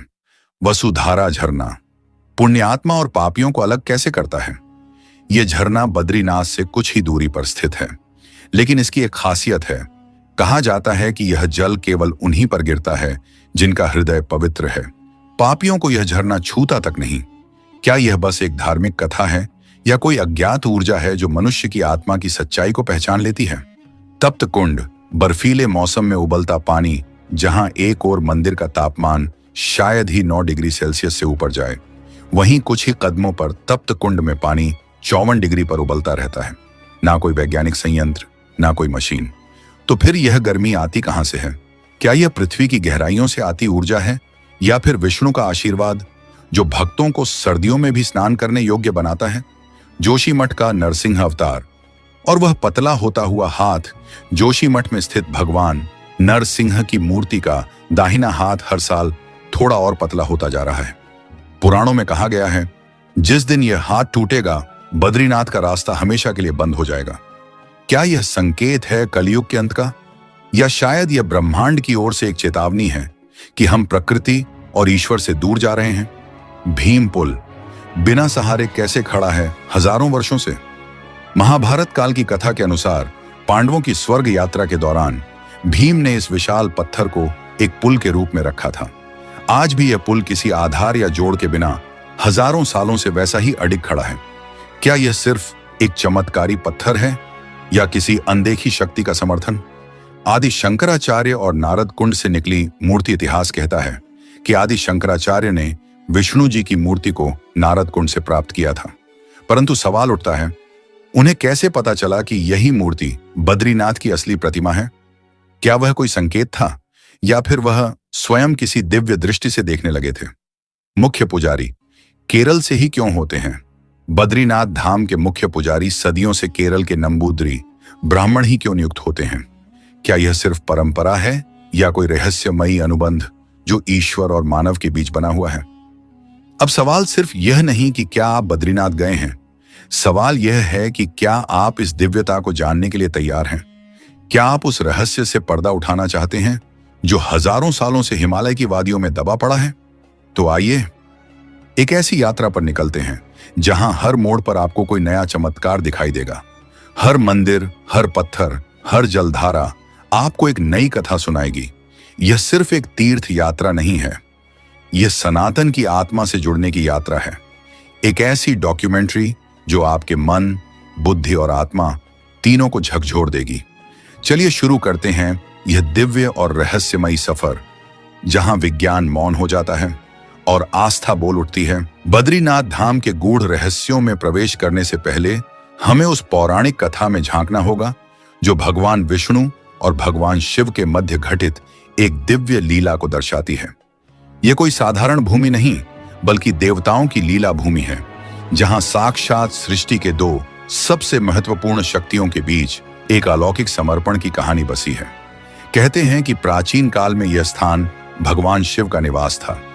हिमालय की गोद में स्थित इस शांत और पावन भूमि पर वे माता पार्वती और अपने गणों के साथ साधना में लीन रहते थे। यह स्थान उनकी तपस्या की गूंजों से गूंजता था, पर नियति ने कुछ और ही तय कर रखा था। उधर भगवान विष्णु भी ध्यान की तलाश में थे, एक ऐसे स्थान की खोज में जो न केवल शांत हो बल्कि दिव्यता से भरपूर हो। जब उन्होंने इस हिमालयी क्षेत्र को देखा तो वे इससे अत्यंत मोहित हो गए। लेकिन समस्या यह थी, यह स्थान पहले से ही भगवान शिव का था। भगवान विष्णु जानते थे कि वे इस भूमि को सीधे सीधे अपने आराध्य शिव से नहीं मांग सकते, और तभी उन्होंने एक अद्भुत लीला रची। वे एक छोटे से मासूम बालक का रूप धारण कर जोर जोर से रोने लगे। उनका करुण क्रंदन हिमालय की वादियों में गूंजने लगा। माता पार्वती का हृदय ममता से भर उठा। उन्होंने उस बालक को अपने समीप बुलाया और गोद में ले लिया। परंतु भगवान शिव तुरंत समझ गए, यह कोई साधारण बालक नहीं, स्वयं नारायण है। उन्होंने माता से कहा, यह बालक स्वयं शांत हो जाएगा। परंतु मां का वात्सल्य कहां रुकता है। वे बालक को लेकर भीतर चली गईं और तभी भगवान विष्णु ने अपनी लीला का अगला चरण आरंभ किया। जैसे ही माता पार्वती भीतर गईं, भगवान विष्णु ने द्वार बंद कर लिया और भीतर से उद्घोष किया, अब से यह स्थान मेरा निवास होगा, यहीं मैं भक्तों को दर्शन दूंगा। भगवान शिव मुस्कुरा उठे। उन्होंने कोई विरोध नहीं किया, क्योंकि वे स्वयं केदारनाथ जाने की तैयारी में थे, जहां उन्हें कलयुग के संकटों से भक्तों की रक्षा करनी थी। उन्होंने विष्णु को आशीर्वाद दिया और कहा, यह स्थान अब बद्रीनाथ धाम कहलाएगा। लोग यहां तुम्हें नारायण के रूप में पूजेंगे। और इस प्रकार शिव कैलाश की ओर प्रस्थान कर गए और बद्रीनाथ धाम की स्थापना हुई। किंवदंती है कि इस भव्य मंदिर का निर्माण स्वयं देव शिल्पी विश्वकर्मा ने देवताओं के आग्रह पर किया था। लेकिन सबसे अद्भुत रहस्य उस मूर्ति से जुड़ा है जो आज बद्रीनाथ मंदिर में विराजमान है। क्या आप जानते हैं, यह कोई साधारण मूर्ति नहीं, बल्कि शालिग्राम शिला से बनी स्वयंभू विष्णु प्रतिमा है, जिसके दर्शन मात्र से मोक्ष का मार्ग खुलता है। यह मूर्ति लगभग 1 मीटर लंबी है और इसे लेकर एक दिव्य कथा जुड़ी हुई है। कहा जाता है कि आदि शंकराचार्य ने 7वीं शताब्दी में अलकनंदा नदी से इस प्रतिमा को निकाला और मंदिर में पुनः स्थापित किया। लेकिन प्रश्न यह उठता है, उन्होंने इस मूर्ति को कैसे खोजा? क्या यह केवल संयोग था या किसी अलौकिक शक्ति का संकेत? 6ठी शताब्दी के आसपास जब मंदिर की सुरक्षा की कोई व्यवस्थित व्यवस्था नहीं थी, तब बौद्धों और हूणों के आक्रमण का भय बहुत अधिक था। ऐसे में पुजारियों ने भगवान बद्री विशाल की दिव्य मूर्ति को अलकनंदा नदी में प्रवाहित कर दिया ताकि वह सुरक्षित रह सके। तब किसी ने नहीं सोचा था कि यह मूर्ति सदियों तक अदृश्य रहेगी। सैकड़ों वर्षों बाद जब आदि शंकराचार्य बद्रीनाथ पहुंचे तो उन्होंने वहां की आध्यात्मिक ऊर्जा को अनुभव किया और मूर्ति के बारे में जानकारी प्राप्त करनी चाहिए। पुजारियों ने बताया कि उनके पूर्वजों ने मूर्ति को प्रवाहित कर दिया था, परंतु दिशा अज्ञात थी। आदि शंकराचार्य ध्यान में लीन हो गए। गहन साधना के दौरान उन्हें एक दिव्य संकेत प्राप्त हुआ। उन्होंने बिना किसी संदेह के अलकनंदा नदी के नारद कुंड की ओर प्रस्थान किया, वह स्थान जो गहराई और रहस्य से भरपूर था। और फिर कुछ ऐसा हुआ जिसने सभी को स्तब्ध कर दिया। शंकराचार्य ने नारद कुंड में छलांग लगा दी। पुजारी घबरा गए। नारद कुंड में गिरना मृत्यु को आमंत्रित करने जैसा था, लेकिन शंकराचार्य कोई साधारण पुरुष नहीं थे। कुछ ही क्षणों में वे बाहर आए और उनके हाथों में थी वही दिव्य मूर्ति जिसे सदियों पहले प्रवाहित किया गया था। श्रद्धालुओं ने इसे चमत्कार माना और आज भी इसे वैसा ही माना जाता है। कपाट क्यों बंद होते हैं? अब सवाल आता है, बद्रीनाथ धाम के कपाट हर वर्ष 6 महीने के लिए क्यों बंद कर दिए जाते हैं? आम धारणा है कि अक्टूबर-नवंबर से इस क्षेत्र में भारी बर्फबारी होती है, जिससे रास्ते अवरुद्ध हो जाते हैं। श्रद्धालुओं की सुरक्षा को ध्यान में रखते हुए मंदिर बंद किया जाता है। लेकिन क्या यह केवल प्राकृतिक कारण है या इसके पीछे भी कोई दैवी योजना छिपी है? शास्त्रों के अनुसार जब कपाट बंद होते हैं, तब भगवान नारायण की पूजा देवता स्वयं करते हैं। तब जोशीमठ में स्थापित उत्सव मूर्ति की पूजा की जाती है, ताकि धरती पर भक्तों और आकाश में देवताओं दोनों के बीच आराधना बनी रहे। यह केवल एक धार्मिक स्थल नहीं, बल्कि भारतीय संस्कृति, आस्था और अलौकिकता का जीता जागता प्रतीक है। यहाँ हर पत्थर, हर हवा की सरसराहट, हर नदी की धारा किसी न किसी रहस्य को अपने भीतर समेटे हुए है। और यही रहस्य इसे एक साधारण धाम नहीं, बल्कि साक्षात दिव्य भूमि बनाते हैं, जहां जाकर आत्मा को शांति और हृदय को मोक्ष का आभास होता है। जब हिमालय की वादियों में बर्फ की चादर बिछ जाती है और मौसम अपने रौद्र रूप में आ जाता है, तब बद्रीनाथ मंदिर के कपाट बंद कर दिए जाते हैं। लेकिन क्या आपने कभी सोचा है, जब मंदिर के पट बंद होते हैं, वहां कोई पुजारी नहीं, कोई भक्त नहीं और ना ही कोई दीप जलाने वाला होता है, तो फिर वो अखंड ज्योति 6 महीने तक जलती कैसे रहती है? हर साल विजयदशमी के दिन कपाट बंद करने की तिथि घोषित की जाती है और अक्षय तृतीया के शुभ अवसर पर फिर से खोले जाते हैं। इस दौरान पूजा अर्चना का सारा कार्य जोशीमठ में स्थित भगवान नृसिंह के मंदिर में बद्री विशाल की उत्सव मूर्ति के माध्यम से किया जाता है। लेकिन असली रहस्य तो उस दिव्य ज्योति में छिपा है, जो किसी चमत्कार से कम नहीं। 6 महीने तक जलती है एक अदृश्य लौ, बिना तेल, बिना बाती। बद्रीनाथ मंदिर की यह अखंड ज्योति एक ऐसी रहस्यमयी शक्ति का प्रतीक है जिसे आज तक विज्ञान भी पूरी तरह समझ नहीं पाया। मंदिर बंद होने के बाद जब 6 महीने तक वहां कोई भी नहीं होता, तब भी यह ज्योति बिना किसी बाहरी साधन के जलती रहती है। न कोई बाती, न तेल न घी। कहा जाता है यह ज्योति भगवान विष्णु की लीला है, उनकी जीवंत उपस्थिति का प्रमाण। मान्यता है कि यह लौ स्वयं श्री हरि के तेज से प्रकाशित होती है और जब तक यह ज्योति जलती है तब तक भगवान स्वयं वहां विराजमान रहते हैं। यही कारण है कि इस ज्योति के दर्शन को मोक्षदायिनी कहा जाता है।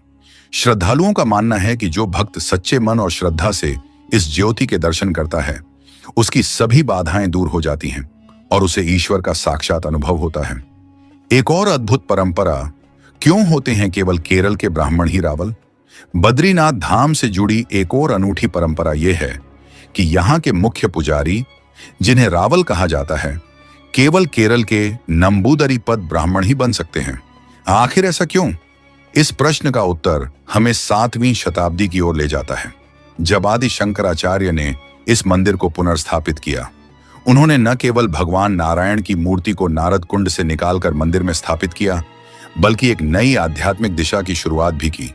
उनकी परिकल्पना थी उत्तर और दक्षिण भारत की संस्कृतियों के बीच संतुलन और आदान प्रदान। इसलिए उन्होंने नियम बनाया कि उत्तर भारत के प्रमुख तीर्थ स्थलों में दक्षिण भारतीय पुजारी होंगे और दक्षिण के मंदिरों में उत्तर भारतीय पुजारी। यही कारण है कि बद्रीनाथ के मुख्य पुजारी दक्षिण भारत के विशेष रूप से केरल से नियुक्त किए जाते हैं। रावल बनने से पहले पुजारी को नायब रावल के रूप में नियुक्त किया जाता है, जिससे वह मंदिर की हर परंपरा, रीति रिवाज और मंत्रोच्चारण की गहराई से जानकारी ले सके। इनका चयन बद्रीनाथ मंदिर समिति द्वारा बहुत सोच समझकर किया जाता है। मूर्ति को छूने की अनुमति केवल रावल को। क्यों? यहां एक और रहस्य जुड़ा है। मंदिर में स्थापित भगवान बद्री विशाल की मूर्ति को कोई भी आम व्यक्ति छू नहीं सकता। केवल रावल को ही यह अधिकार प्राप्त है। सदियों से चली आ रही इस परंपरा का उद्देश्य मूर्ति की पवित्रता को अक्षुण्ण बनाए रखना है, ताकि वहां की ऊर्जा शुद्ध और दिव्य बनी रहे। रावल द्वारा स्त्री वेश धारण करने की रहस्यमयी परंपरा, लेकिन बद्रीनाथ धाम की सबसे अनोखी और चौंकाने वाली परंपरा यह है कि यहाँ के मुख्य पुजारी यानी रावल को हर वर्ष 2 बार स्त्री वेश धारण करना पड़ता है। यह परंपरा सुनने में भले ही अजीब लगे, लेकिन इसके पीछे छिपा है एक गहरा आध्यात्मिक और सांस्कृतिक रहस्य।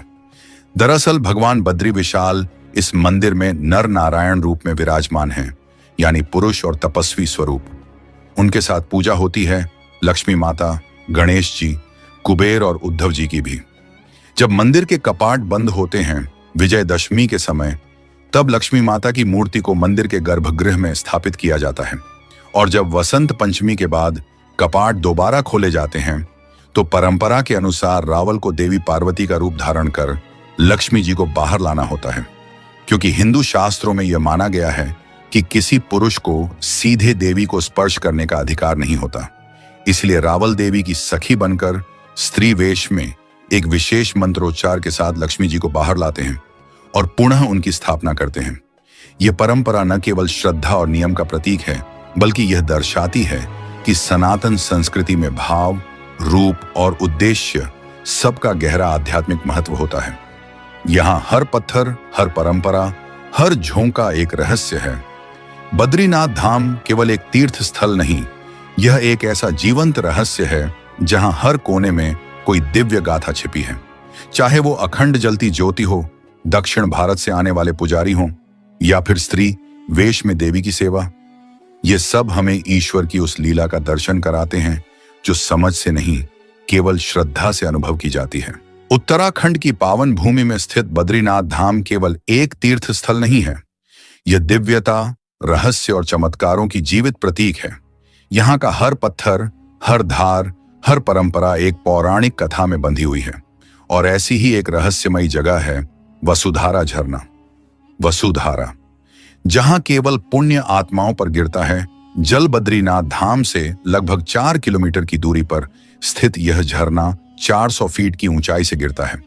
इसका जल अत्यंत शीतल और पवित्र माना जाता है, लेकिन इसे केवल एक सुंदर झरना मान लेना इसकी आध्यात्मिक गहराई को अनदेखा करना होगा। लोक मान्यता है कि वसुधारा झरने की बूंदें केवल उन्हीं पर गिरती हैं जिनका हृदय पवित्र होता है। यह झरना पापी या बुरे विचारों वाले व्यक्तियों को छूता भी नहीं, ऐसा कहा जाता है। इस मान्यता की जड़ें महाभारत काल से जुड़ी हुई हैं, जब महाभारत का महासंग्राम समाप्त हुआ, पांडवों ने अपनी अंतिम यात्रा स्वर्ग आरोहिणी यात्रा की शुरुआत की। इसी मार्ग में उन्होंने वसुधारा झरने के पास कुछ समय विश्राम किया था। कहा जाता है कि सहदेव ने यहीं अपने प्राण त्याग दिए। यह स्थान आज भी उस दिव्य स्मृति को संजोए हुए है। लेकिन सवाल उठता है, क्या यह झरना सच में पुण्यात्माओं को ही स्पर्श करता है? क्या यह केवल एक धार्मिक कथा है या इसके पीछे कोई वैज्ञानिक कारण भी छिपा है? कुछ वैज्ञानिक तर्क बताते हैं कि ऊंचाई से गिरता पानी हवा में अत्यंत बारीक कणों में बदल जाता है और यह सूक्ष्म बूंदें केवल उन्हीं लोगों को छूती हैं जो झरने के सटीक कोण पर खड़े होते हैं। लेकिन स्थानीय श्रद्धालु इसे ईश्वर की एक परीक्षा मानते हैं, एक संकेत कि कौन पवित्र आत्मा है और कौन नहीं। यह रहस्य ही वसुधारा झरने को केवल एक प्राकृतिक दृश्य नहीं बल्कि एक दिव्य अनुभव बनाता है। कुछ मान्यताओं के अनुसार यह झरना एक साधारण झरना नहीं बल्कि स्वर्ग का प्रवेश द्वार माना जाता है। क्या यह किसी दूसरे आयाम से जुड़ा हुआ स्थान है? यह प्रश्न आज भी अनुत्तरित है। भीम पुल शक्ति और आस्था का जीवित प्रतीक बद्रीनाथ धाम से कुछ ही दूरी पर एक और अद्भुत स्थान स्थित है, भीम पुल। यह पुल न केवल अपने विशाल आकार से हैरान करता है बल्कि इसकी पौराणिकता इसे अत्यंत पावन और रहस्यमय बनाती है। यह पुल एक ही विशाल शिला से बना हुआ है और माना जाता है कि इसका निर्माण किसी साधारण व्यक्ति ने नहीं बल्कि महाबली भीम ने स्वयं किया था। महाभारत कथा के अनुसार जब पांडव स्वर्गारोहण यात्रा पर निकले थे तो उनके मार्ग में सरस्वती नदी आ गई थी। इस नदी का वेग इतना तीव्र था कि द्रौपदी सहित अन्य पांडव उसे पार नहीं कर पा रहे थे। तब भीम ने अपनी असाधारण शक्ति का प्रयोग करते हुए एक विशाल शिला उठाई और नदी के दोनों किनारों पर रख दिया। यहीं से बना भीम पुल। सबसे हैरान करने वाली बात यह है कि आज भी इस पुल पर भीम की 5 उंगलियों के निशान देखे जा सकते हैं। कहा जाता है कि जब उन्होंने यह शिला उठाई थी तब उनके हाथों के दबाव से यह निशान अंकित हो गए। आज भी श्रद्धालु इन्हें देखकर भीम की शक्ति और उपस्थिति को अनुभव करते हैं। तुलसी प्रसाद, जो कभी खराब नहीं होता। बद्रीनाथ धाम की महिमा केवल झरनों और शिलाओं तक सीमित नहीं, यहाँ का प्रसाद भी एक रहस्य से कम नहीं है। यहाँ तुलसी का प्रसाद वितरित किया जाता है, लेकिन यह तुलसी सामान्य तुलसी नहीं है। कहा जाता है कि यह प्रसाद कभी खराब नहीं होता, न ही इसकी सुगंध समाप्त होती है। आप इसे महीनों तक संभाल कर रख सकते हैं और यह वैसा ही ताजगीपूर्ण, सुगंधित और पवित्र बना रहता है। वैज्ञानिक दृष्टि से देखें तो तुलसी में एंटीबैक्टीरियल और एंटीऑक्सीडेंट गुण होते हैं, जिससे यह जल्दी सड़ती नहीं। लेकिन बद्रीनाथ के श्रद्धालु इसे केवल तुलसी नहीं, भगवान बद्री विशाल की कृपा का स्वरूप मानते हैं। यह तुलसी ठंडी जलवायु में ही उगाई जाती है और मंदिर में विशेष पूजा के बाद इसे प्रसाद के रूप में बांटा जाता है। मान्यता है कि इस तुलसी को ग्रहण करने से शारीरिक और मानसिक शुद्धता प्राप्त होती है। बद्रीनाथ धाम, जहां हर रहस्य एक चेतना को जगाता है, वसुधारा झरना, भीम पुल और तुलसी प्रसाद, ये तीनों सिर्फ रहस्य नहीं हैं, ये 3 दरवाजे हैं उस आध्यात्मिक अनुभव के जो बद्रीनाथ धाम की आत्मा बनाते हैं। क्या सच में भीम ने अकेले ही वह शिला उठाई थी? क्या वसुधारा झरना सच में पुण्य आत्माओं की पहचान करता है? क्या तुलसी प्रसाद की दिव्यता विज्ञान से परे है? इन सवालों के उत्तर शायद समय के गर्भ में छिपे हों, लेकिन एक बात निश्चित है, बद्रीनाथ धाम वह स्थान है जहां आस्था, चमत्कार और विज्ञान आपस में हाथ मिलाते हैं। बद्रीनाथ धाम के रहस्य, तप्त कुंड, शंखनाद और एक भविष्यवाणी जो सबको चौंका देती है। हिमालय की गोद में बसा एक पवित्र स्थल, बद्रीनाथ धाम, एक ऐसा स्थान जहां आस्था, रहस्य और चमत्कार साथ साथ चलते हैं। यहाँ के हर कण में कोई ना कोई कथा छिपी हुई है। ऐसी ही एक कथा जुड़ी है तप्त कुंड से, एक ऐसा कुंड जो अपने भीतर एक रहस्य को सहेजे हुए है। तप्त कुंड, जहां सूर्यदेव ने तपस्या की थी।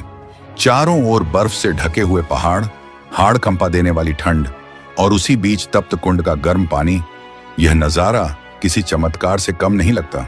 मान्यता है कि यह सूर्यदेव का निवास स्थान है। भले ही तापमान माइनस में क्यों न चला जाए, तप्त कुंड का जल कभी ठंडा नहीं होता। पौराणिक कथाओं के अनुसार एक बार सूर्यदेव को भक्षक असुर के वध का पाप लग गया था। वे इस पाप से मुक्त होना चाहते थे। तब भगवान नारायण ने उन्हें बद्रीनाथ में तप करने का निर्देश दिया। सूर्यदेव ने इसी तप्त कुंड में कठोर तपस्या की और तभी से यह कुंड उनकी ऊर्जा से जागृत हो गया। आश्चर्य की बात यह है कि जब आप बाहर से इस पानी को छूते हैं तो यह बेहद गर्म महसूस होता है, लेकिन जैसे ही कोई इसमें स्नान करता है यह जल शरीर के तापमान के अनुसार हो जाता है। न जलन न तकलीफ, बल्कि इसके स्पर्श से शरीर और मन में एक नई ऊर्जा का संचार होता है। श्रद्धालुओं का विश्वास है कि यहां स्नान करने से चर्म रोगों से मुक्ति मिलती है और आत्मिक शुद्धता प्राप्त होती है। शंखनाद की सख्त मनाही। क्यों बद्रीनाथ में नहीं बजाया जाता शंख? सनातन धर्म में शंखनाद को अत्यंत शुभ और पवित्र माना गया है। फिर ऐसा क्या कारण है कि बद्रीनाथ जैसे दिव्य स्थान में शंख बजाना वर्जित है? यह रहस्य जुड़ा है तुलसी भवन से, जहां एक बार माता लक्ष्मी ध्यान मग्न मुद्रा में थीं। उसी समय भगवान विष्णु ने शंखचूड़ नामक राक्षस का वध किया, लेकिन वे नहीं चाहते थे कि लक्ष्मी माता की साधना में कोई विघ्न पड़े, इसलिए उन्होंने उस समय शंखनाद नहीं किया। तभी से यह परंपरा बन गई कि बद्रीनाथ धाम में शंख नहीं बजाया जाएगा। आज तक इस नियम का पालन होता है। इस अलिखित नियम में भक्ति, संवेदनशीलता और श्रद्धा का एक गहरा संदेश छुपा है। एक भविष्यवाणी, क्या सच में बद्रीनाथ धाम एक दिन विलुप्त हो जाएगा? बद्रीनाथ धाम से लगभग 20 किलोमीटर दूर जोशीमठ में स्थित है भगवान नरसिंह जी का मंदिर। यह मंदिर भी बद्रीनाथ से गहराई से जुड़ा हुआ है। यहाँ विराजित भगवान नरसिंह की मूर्ति के बारे में कहा जाता है कि उनका एक हाथ धीरे धीरे पतला होता जा रहा है। संतों और श्रद्धालुओं का मानना है कि जिस दिन यह हाथ पूरी तरह टूट जाएगा उसी दिन नर और नारायण पर्वत आपस में मिल जाएंगे, जिससे बद्रीनाथ जाने का मार्ग हमेशा के लिए बंद हो जाएगा। क्या यह सिर्फ एक धार्मिक कथा है या फिर कोई भूगर्भीय चेतावनी? वैज्ञानिकों के अनुसार हिमालयी क्षेत्र में लगातार भूगर्भीय परिवर्तन और जलवायु परिवर्तन हो रहे हैं। भूस्खलन की संभावनाएं बढ़ रही हैं। ऐसे में यह संभावना भी जताई जा रही है कि भविष्य में कोई बड़ा भूस्खलन बद्रीनाथ धाम का रास्ता बंद कर सकता है। लेकिन जब तक भगवान नरसिंह का हाथ नहीं टूटता, श्रद्धालु निश्चिंत हैं। उनकी आस्था अडिग है कि बद्रीनाथ धाम तब तक सुरक्षित रहेगा जब तक भगवान स्वयं इसकी रक्षा कर रहे हैं। बद्रीनाथ आस्था, विज्ञान और रहस्य का संगम है। तप्त कुंड की अग्नि जैसी ऊर्जा, शंखनाद की रहस्यमयी मौनता और भगवान नरसिंह की भविष्यवाणी, ये सब बद्रीनाथ धाम को एक साधारण तीर्थ स्थल नहीं बल्कि एक जीवन चमत्कार बनाते हैं। क्या वाकई यह धाम एक दिन विलुप्त हो जाएगा या यह केवल हमारे विश्वास की परीक्षा है?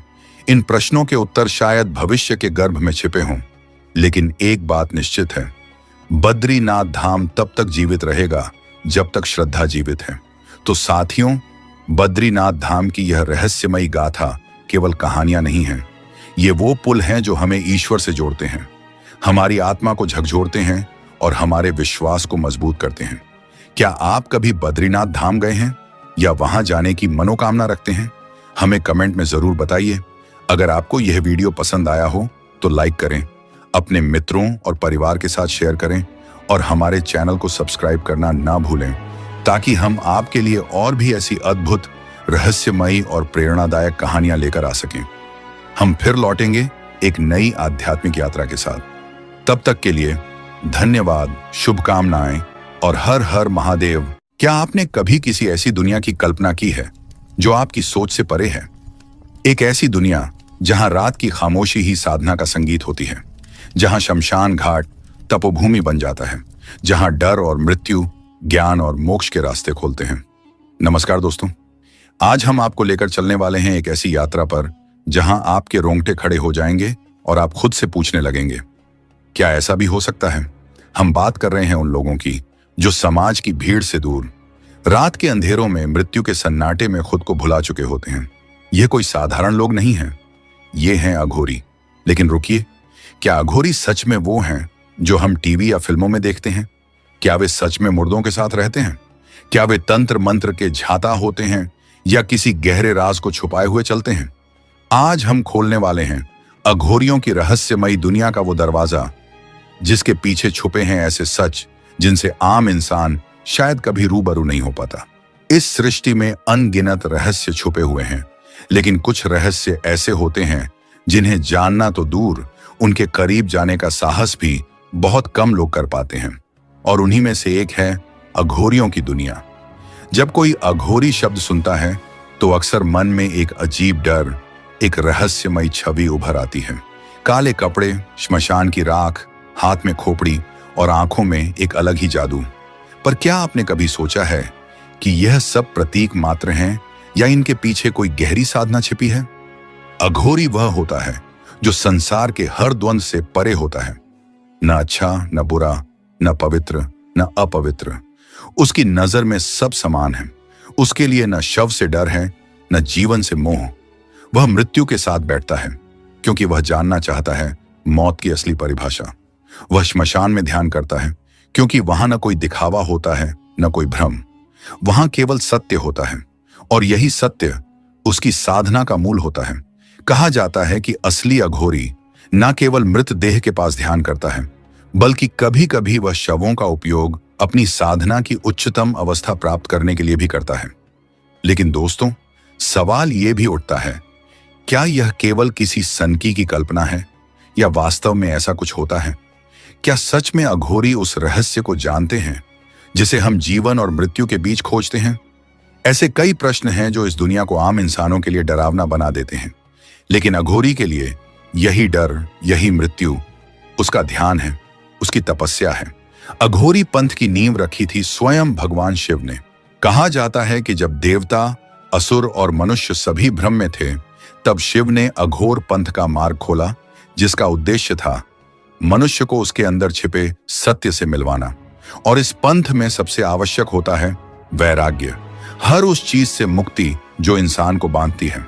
बाबा कीनाराम अघोरी परंपरा के आदि स्तंभ है। शास्त्रों में कहा गया है कि श्मशान की निःशब्दता में जब कोई मन एकाग्र होता है तो साधना सबसे तेज गति से फल देती है। और यही कारण है कि अघोरी परंपरा में श्मशान का विशेष स्थान है।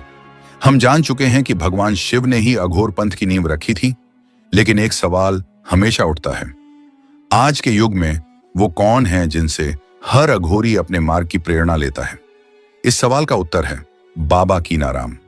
अघोर साधना के मार्ग में बाबा कीनाराम को आधुनिक युग का पथ प्रदर्शक माना जाता है। हर सच्चा अघोरी उन्हें अपने आध्यात्मिक कुलगुरु की तरह देखता है। बाबा कीनाराम की रहस्यमयी जन्म कथा उत्तर प्रदेश के रामगढ़ नामक छोटे से गांव में सन 1668 में एक बालक ने जन्म लिया। पर यह कोई साधारण जन्म नहीं था। भाद्रपद मास की कृष्ण पक्ष चतुर्दशी, जो कि शिव साधना के लिए अत्यंत शुभ मानी जाती है, उसी दिन बाबा कीनाराम का जन्म हुआ। लेकिन उनकी पहली ही सांस से अजीब घटनाएं घटने लगीं। नवजात बालक के पूरे 32 दांत पहले से ही उपस्थित थे, जो चिकित्सा शास्त्र की दृष्टि से अत्यंत दुर्लभ घटना है। और फिर वो 3 दिन तक ना रोए, न मां का दूध पिया। चौथे दिन अज्ञात दिशा से 3 साधु आए, बालक को गोद में लिया, उसके कान में कुछ कहा और तभी वह रो पड़ा और मां का दूध पीने लगा। गांव वालों के लिए यह एक संकेत था, यह बालक असाधारण है। आध्यात्म की ओर झुकाव और दीक्षा, बचपन से ही उनका मन सांसारिक सुखों से विरक्त रहा। कम उम्र में ही उन्होंने सन्यास का मार्ग चुन लिया और एक महान अघोरी गुरु बाबा कालूराम की शरण में अघोर साधना का अभ्यास आरंभ किया। उनकी साधना इतनी प्रचंड थी कि कई स्थानों पर उन्होंने कठोर तप किया और धीरे धीरे अद्भुत सिद्धियां प्राप्त की।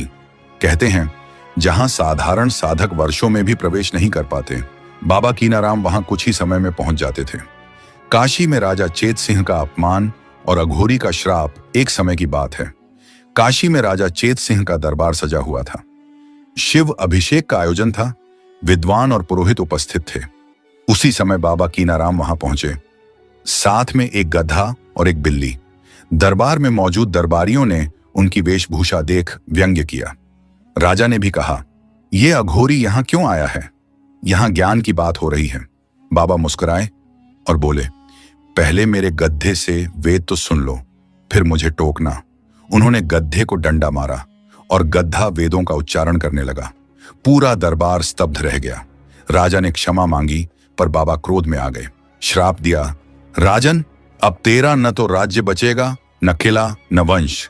तेरे महल पर कबूतर बीट करेंगे। और इतिहास गवाह है, चेत सिंह को अपना किला छोड़ना पड़ा। उसके बाद काशीराज वंश ने 1970 तक अपने उत्तराधिकारी गोद लेकर ही तय किए।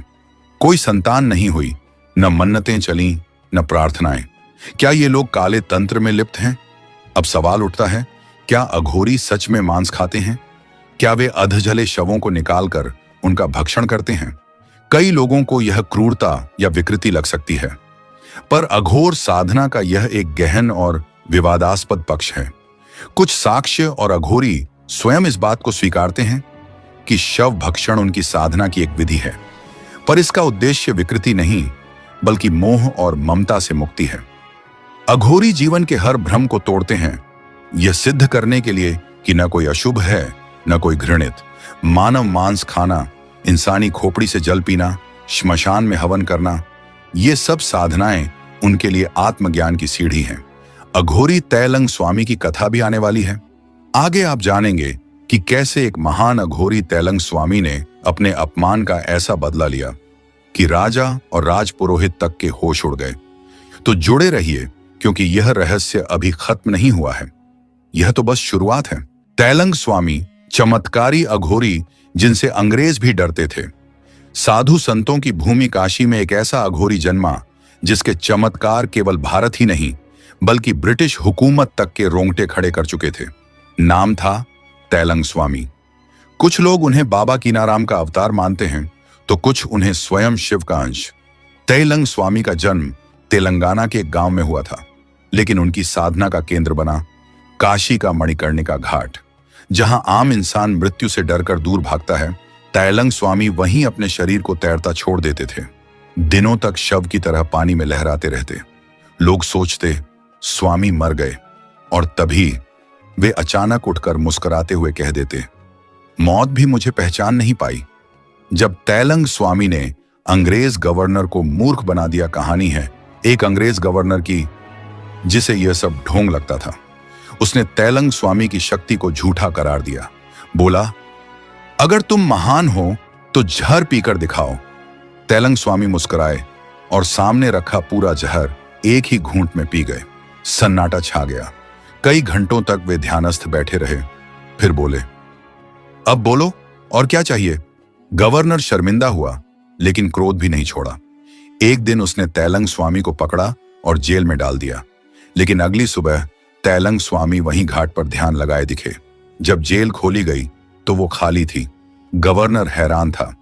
स्वामी ने कोई दीवार नहीं तोड़ी थी, लेकिन फिर भी वो वहां नहीं थे। तैलंग स्वामी की चेतावनी। विज्ञान की सीमाएं हैं। कहा जाता है तैलंग स्वामी एक दिन घाट पर बैठे थे तो कुछ अंग्रेज वैज्ञानिक उन्हें देखने आए। वे बोले, क्या आपकी शक्तियां तंत्र से हैं या साइकोलॉजी से? स्वामी ने उनकी ओर देखा और बोले, तुम्हारा विज्ञान बर्फ की तरह है जो सूरज की गर्मी में पिघल जाता है, लेकिन तंत्र वह अग्नि है जिसे विज्ञान छू तक नहीं सकता। शव साधना भयावह दिखने वाली लेकिन भीतर से रहस्य से भरी अब बात करते हैं उस अघोर साधना की जो सबसे अधिक विवादों में रही, शव साधना। अघोरी श्मशान में अधजले शवों के पास बैठकर साधना करते हैं। कुछ तो शव को अपने आसन की तरह उपयोग करते हैं। कई बार उनके सामने शव रखकर वे तंत्र मंत्रों का जाप करते हैं। लेकिन क्यों? क्या यह किसी पागलपन का संकेत है? नहीं, यह है मृत्यु से पहचान बनाने की प्रक्रिया। अघोरी मानते हैं कि जब तक आप मृत्यु के भय को समाप्त नहीं कर देते, आप मोक्ष की ओर एक कदम भी नहीं बढ़ सकते। शव की उपस्थिति उन्हें हर पल यह स्मरण कराती है कि जीवन क्षणिक है। जहां एक सामान्य व्यक्ति शव को देख डरता है, वहीं अघोरी उसमें से भ्रम को देखने की कला रखते हैं। मानसिक स्तर पर अघोरी क्या करते हैं? शरीर से हटकर अगर हम मानसिक और आध्यात्मिक स्तर पर देखें तो अघोरी का उद्देश्य है पूर्ण विलय, अर्थात न कोई कामना रहे, न कोई पहचान, न अच्छा बुरा, न पवित्र अपवित्र। मैं का अहम मिटाकर सब कुछ शिव है की अनुभूति। जब वो शव को गले लगाते हैं या मलमूत्र तक को स्पर्श करने से नहीं घबराते, तो वो ये सिद्ध कर रहे होते हैं कि बड़माने मेरी आत्मा इन सबसे परे है। अब बात करते हैं उस रहस्यमयी घटना की जिसने 2020 में वैज्ञानिकों की नींद उड़ा दी। स्थान तिब्बत और नेपाल की सीमा के पास एक अत्यंत दुर्गम गुफा। कुछ पर्वतारोहियों को वहां एक बेहद अजीब ढांचा मिला जो एक इंसानी शरीर जैसा था, लेकिन उसमें कोई सड़न नहीं थी। जब उस शरीर को निकाला गया और परीक्षण के लिए भेजा गया तो रिपोर्ट में आया ये शरीर कम से कम 7,000 साल पुराना है।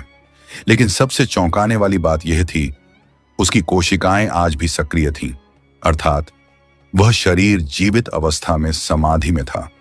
उसे भारत लाया गया। सन्यासियों ने बताया, यह कोई आम साधु नहीं, यह सतयुग का अघोरी है।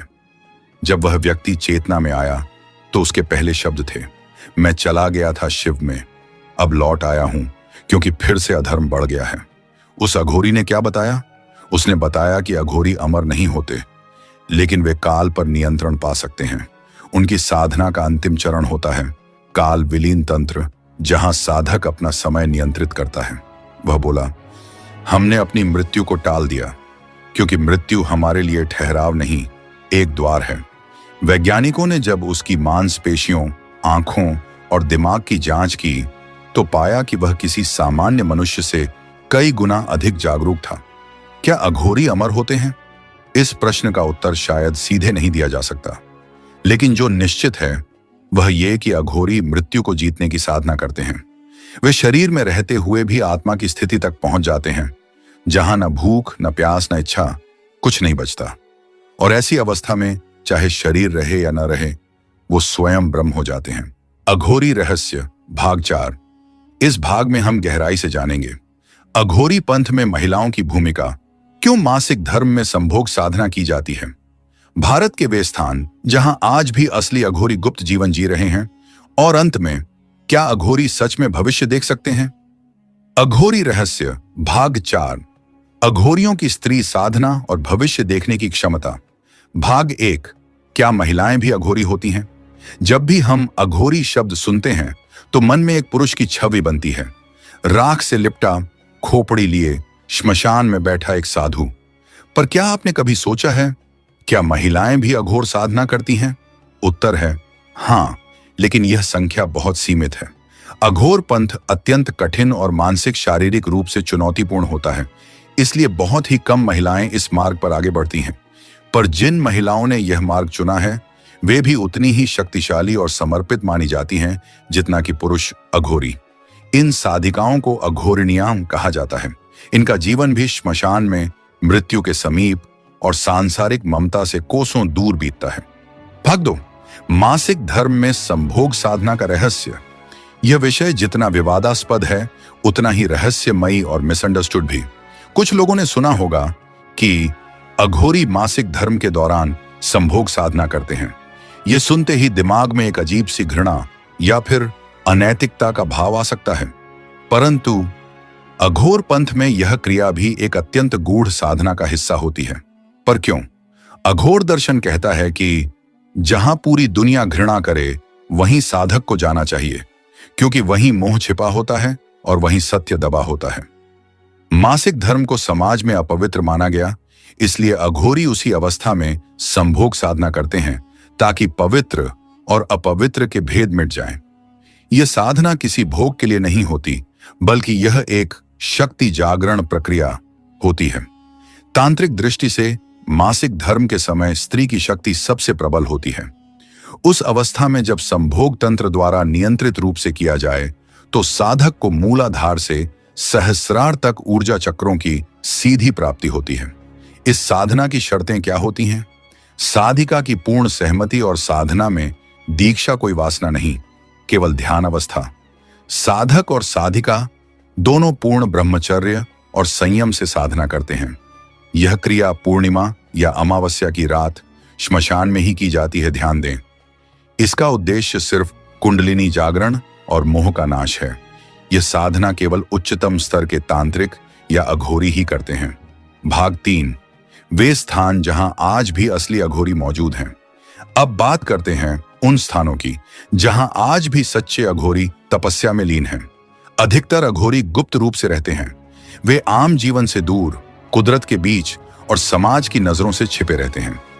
1. त्र्यंबकेश्वर, महाराष्ट्र। यहां गुप्त श्मशान घाटों पर रात को साधना करने वाले अघोरी आज भी देखे जाते हैं। 2. गिरनार पर्वत, गुजरात। यह क्षेत्र तपस्वियों की भूमि है। गिरनार की गुफाओं में अघोरियों की साधना आज भी होती है। 3. कामाख्या देवी मंदिर, असम। यह शक्ति की भूमि है। अघोरी यहां तंत्र और रात्रि साधना के लिए आते हैं, विशेषकर अंबुबाची मेले के दौरान। 4. वाराणसी, उत्तर प्रदेश।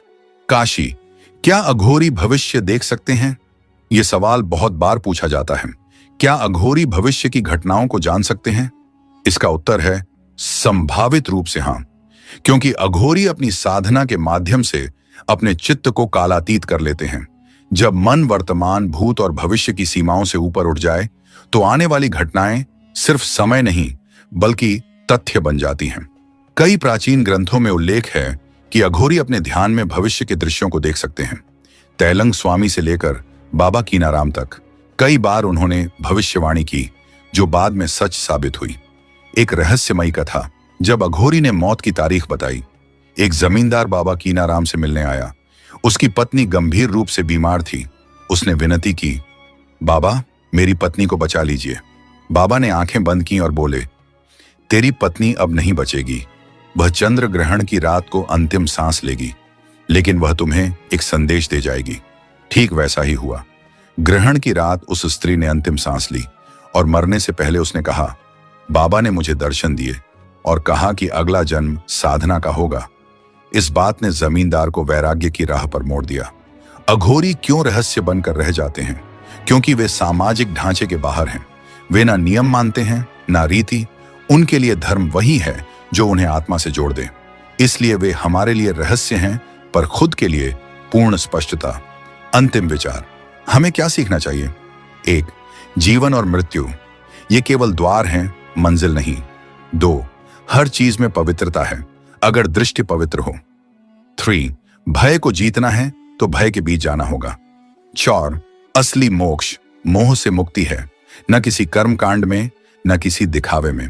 अघोरी का रहस्य भाग 5। इस भाग में हम विस्तार से जानेंगे अघोरी मृत्यु के बाद की यात्रा को कैसे देखते हैं। क्या वे आत्मा से बात कर सकते हैं? शव के माध्यम से आत्मा को बुलाना, रहस्य और साधना, और सबसे अंत में अघोरी बनना क्यों इतना कठिन है। अघोरी का रहस्य भाग 5। मृत्यु के पार, आत्मा से संपर्क और अंतिम अघोर परीक्षा। मृत्यु अंत नहीं, एक अगला द्वार है। अघोरी दृष्टिकोण, अघोर दर्शन मृत्यु को समाप्ति नहीं मानता। अघोरी कहते हैं कि जिस दिन इंसान मौत से डरना छोड़ देता है उसी दिन उसके असली जीवन की शुरुआत होती है। अघोरी मृत्यु को न तो शोक का कारण मानते हैं न ही डरावना अनुभव, बल्कि वे इसे आत्मा के अगले स्तर की यात्रा मानते हैं। उनके लिए मृत्यु एक ऐसा दरवाजा है जहां से आत्मा या तो नए शरीर की ओर जाती है या फिर मुक्त हो जाती है। इसलिए वे श्मशान को साधना की भूमि बनाते हैं। वो जहां आम इंसान जलते शव देखकर पीछे हटता है, वहीं अघोरी वहीं बैठकर ध्यान करते हैं। उनकी साधना का केंद्र ही होता है मृत्यु का आमंत्रण।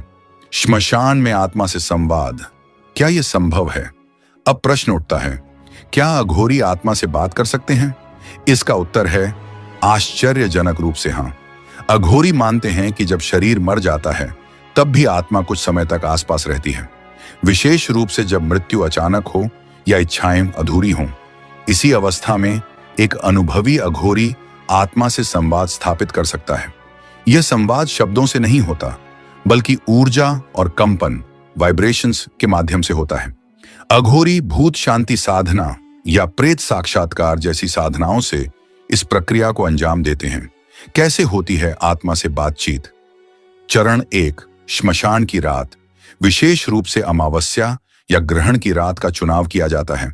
अघोरी शव के पास आसन लगाते हैं और विशेष यंत्र बनाते हैं। चरण 2, प्रेत मंत्र जाप। श्री प्रेतात्मा वंदनम, काल भैरव कवच और अन्य गूढ़ मंत्रों से वे आत्मा को आमंत्रित करते हैं। चरण 3, ऊर्जा का प्रवेश। जब आत्मा संपर्क करती है तो आसपास का वातावरण अचानक ठंडा हो जाता है। कभी कभी खोपड़ी में कंपन होने लगता है या दीपक स्वयं बुझ जाते हैं। चरण 4, संवाद। अनुभवी अघोरी उस ऊर्जा के माध्यम से सवाल पूछते हैं। उत्तर कभी ध्वनि, कंपन या छवि के रूप में मिलते हैं। यह साधना अत्यंत जोखिम भरी होती है। यदि मन चंचल हुआ या साधना अधूरी रही तो आत्मा का प्रकोप भी हो सकता है।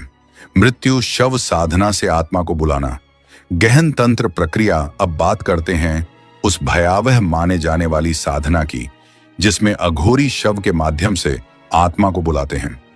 इस साधना का नाम है शवावेश साधना। इसमें शव को यंत्र बनाया जाता है और उस पर विशेष चक्र और तांत्रिक रेखाएं बनाई जाती हैं।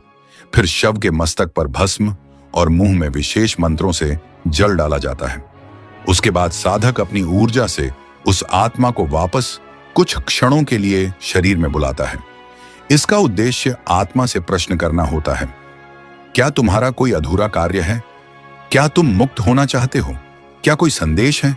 साधना के अंत में आत्मा को पुनः सम्मान सहित विदा किया जाता है। यदि ऐसा न किया जाए तो आत्मा अटक सकती है और भयावह रूप ले सकती है। क्या यह विज्ञान से परे है? 2022 में एक फ्रेंच वैज्ञानिक टीम ने काशी में श्मशान के पास 3 दिनों तक अघोरी साधना को लेकर रिसर्च किया। उन्होंने थर्मल कैमरा, इंफ्रारेड और फ्रीक्वेंसी मीटर लगाए। रात को जब एक अघोरी ध्यानस्थ हुआ तो तापमान अचानक 11 डिग्री सेल्सियस गिरा। हवा की दिशा उल्टी हो गई। कैमरा में एक घूमती हुई ऊर्जा आकृति दिखी और डिवाइस पर कुछ ऐसे सिग्नल मिले जिन्हें डिकोड नहीं किया जा सका। वैज्ञानिकों ने माना यह कोई साधारण मानसिक खेल नहीं, बल्कि कोई ऐसा आयाम है जो अभी तक विज्ञान की पकड़ में नहीं आया। अघोरी बनना इतना कठिन क्यों होता है? यह जीवन किसी सनक या क्यूरियोसिटी से नहीं जिया जा सकता।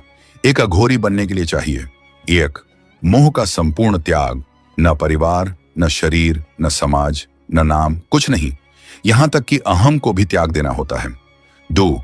मृत्यु के सन्निकट रहना, श्मशान में रहना, मृत शरीर के पास ध्यान करना, कफन में लिपटे शव के पास हवन करना, यह रोज का जीवन बन जाता है। 3. तंत्र का संपूर्ण ज्ञान, मंत्र, यंत्र और तंत्र की सिद्धि, गलती की कोई गुंजाइश नहीं। 4. गुरु की कृपा। बिना गुरु के अघोरी साधना घातक है। गुरु ही सही मार्ग दिखाता है और आत्मा की रक्षा करता है। 5. स्वयं को मिटा देना। अघोरी का अर्थ ही है जो कुछ भी घृणित है वह मेरे भीतर है, अब मैं शिव हूं। एक अंतिम कथा। जब एक युवक अघोरी बनना चाहता था, एक बार एक 22 वर्षीय युवक बाबा कीनाराम स्थल पहुंचा। वह बोला, बाबा, मैं अघोरी बनना चाहता हूं। महंत मुस्कुराए। क्या तुम 1 साल श्मशान में बिना बात किए बैठ सकते हो? युवक बोला, हां। बाबा ने कहा, तो आज रात शव के ऊपर लेटकर सो जाओ। अगर कल सूरज के निकलने तक तुम जीवित रहे तो पहला चरण पार मानूंगा। युवक शव के ऊपर लेटा। घंटे बीते, डर बढ़ता गया। रात को शव का हाथ हिला, वो चीख कर भाग गया। अगली सुबह बाबा बोले, अघोरी बनना सिर्फ कहने से नहीं होता, इसके लिए आत्मा को मरना पड़ता है। अंतिम शब्द। क्या हमें डरना चाहिए या सम्मान करना चाहिए? अघोरी वो हैं जो इस संसार के हर उस द्वार को पार कर चुके हैं जहां आम इंसान झांकने से भी डरता है। वे हमारे लिए भयावह हो सकते हैं, लेकिन सच्चाई ये है कि वे मानव आत्मा की सबसे कठिन परीक्षा पास कर चुके होते हैं। उनकी साधना, उनका जीवन हमें सिखाता है, जीवन केवल सांसों का खेल नहीं है। मृत्यु ही एकमात्र सत्य है और मोक्ष तभी मिलेगा जब डर से सामना होगा।